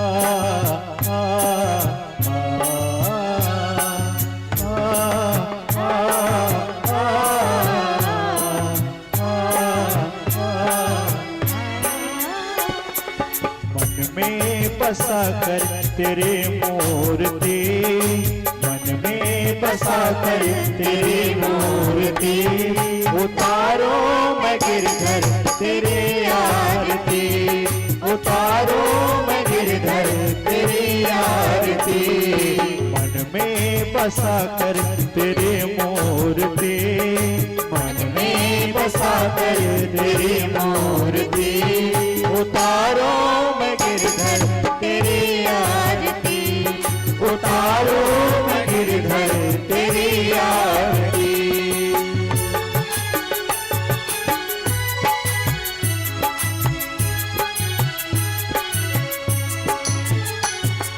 करुणा करो, करुणा करो कष्ट हरो ज्ञान दो भगवन, भाव में फंसी नाव मेरी तार दो भगवन। करुणा करो कष्ट हरो ज्ञान दो भगवन, भाव में फंसी नाव मेरी तार दो भगवन। दर्द की दवा तुम्हारे पास है, दर्द की दवा तुम्हारे पास है। जिंदगी दया की है भीख मांगते, मन में बसा कर तेरी मूर्ति उतारो मैं गिरधर तेरी आरती, उतारो मैं गिरधर तेरे आरती। मांगो तुझसे क्या मैं यही सोचूं भगवन, जिंदगी जब तेरे नाम कर दे अर्पण। मांगो तुझसे क्या मैं यही सोचूं भगवन, जिंदगी जब तेरे नाम कर दी अर्पण। सब कुछ तेरा कुछ नहीं मेरा, सब कुछ तेरा कुछ नहीं मेरा। चिंता प्रभु संसार के मन में बसा कर तेरी मूर्ति उतारो मैं गिरधर तेरी आरती। मन में बसा कर तेरी मूर्ति उतारो मैं गिरधर तेरी आरती। वेद तेरी महिमा गाए संत करे ध्यान, नारद गुणगान करे छेड़े बिना तान। वेद तेरी महिमा गाए संत करे ज्ञान, नारद गुणगान करे छेड़े बिना तान। भक्त तेरे द्वार करते हैं पुकार, भक्त तेरे द्वार करते हैं पुकार। जिंदगी दया की है भीख मांगती, मन में बसा कर तेरी मूर्ति उतारो मैं गिरधर तेरी आरती। मन में बसा कर तेरी मूर्ति उतारो मैं गिरधर तेरी आरती, उतारो मैं गिरधर तेरी आरती, उतारो मैं गिरधर तेरी आरती। कर्पूरगारं करुणावतारं संसार सारं भुजगेन्द्रहारं सदा वसन्तं हृदयारविन्दे भवं भवानी सहितं नमामि, भवं भवामि सहितं नमामि, भवं भवानी सहितं नमामि। बोले भागवत भगवान की जय। आरार्धिक्यं समर्पयामि जलेन शीतलीकरणम्। ओम कदली गर्भसंभूतं कर्पूरं तुम प्रदीपतम् आरार्तिकम् अहं कुर्वे पश्यं मे वरदो भवाः। जल का आचमन करें ओम यानि कानि च पापानि जन्मान्तकृतानि च तानि सर्वाणि विनश्यन्ति प्रदक्षिणायां पगे पगे प्रदक्षिणां समर्पयामि। ऊपर परिक्रमा कर लें। ओम ये तीर्थानि प्रचरन् त्रिस्का हस्तानि खङ्गिणाः ते खागुं सहस्रयोजने अवधनवानि तन्मसि प्रदक्षिणां समर्पयामि। ओम गंगाजलं समानीतं स्वर्णकलशेतु स्थितम् अचमत्यां सुराश्रेष्ठ शुद्धाश्मनीयकम्। दीपक का प्रकाश सामने करें, आरती दिखा दे भागवत जी को। बोले भागवत भगवान की जय, बांके बिहारी लाल की जलेन शीतलीकरणं पुष्पैतिवादिवन्दनं स्वात्मकल्याणार्थे आत्मादिवन्दनं। मुख्य यजमान हाथों में अक्षत पुष्प ले ले।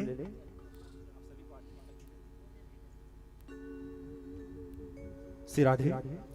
समस्त मुख्य यजमान जी हाथों में अक्षत पुष्प लेकर के पुष्पांजलि अर्पित करें।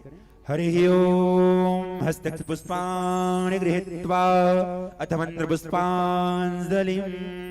हरि ओम ओम यज्ञेन यज्ञवयजन्त देवास्तानि धर्माणि प्रथमन्यासन्न तेहनाकं महिमानः सचन्त यत्र पूर्वे साध्याः सन्ति देवाः।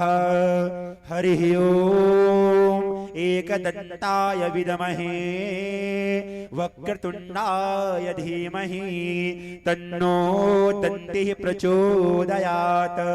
हरि ओम नारायणाय विद्महे वासुदेवाय धीमहि तन्नो विष्णुः प्रचोदयात्। मंत्रहीनं क्रियाहीनं भक्तिहीनं सुरेश्वर यत् पूजितं मया देव परिपूर्णं तदस्तु मे।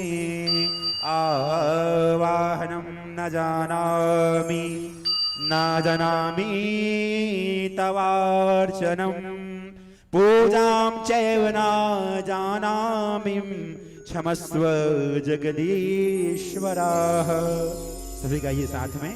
त्वमेव माता च पिता त्वमेव त्वमेव बन्धो च सखा त्वमेव त्वमेव विद्या द्रविणं त्वमेव त्वमेव सर्वं मम देव देव त्वमेव सर्वं मम देव देव।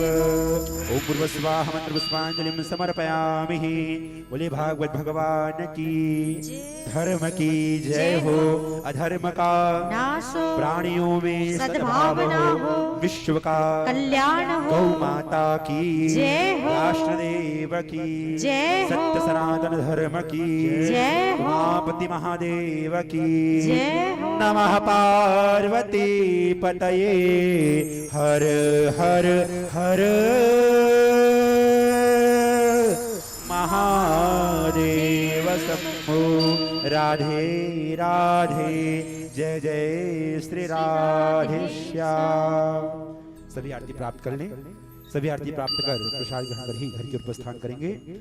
आज यह संगीतमय श्रीमद भगवत महापुराण कथा का आज यह प्रथम दिवस भगवान की मंगलमय आरती एवं पुष्पांजलि को उपरांत आप सभी से प्रार्थना, आप सभी आरती प्राप्त कर लें और आरती प्राप्त कर प्रसाद ग्रहण करें।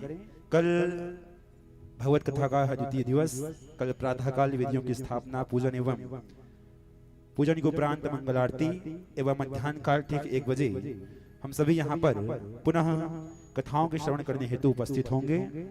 आप सभी से निवेदन, आप सभी से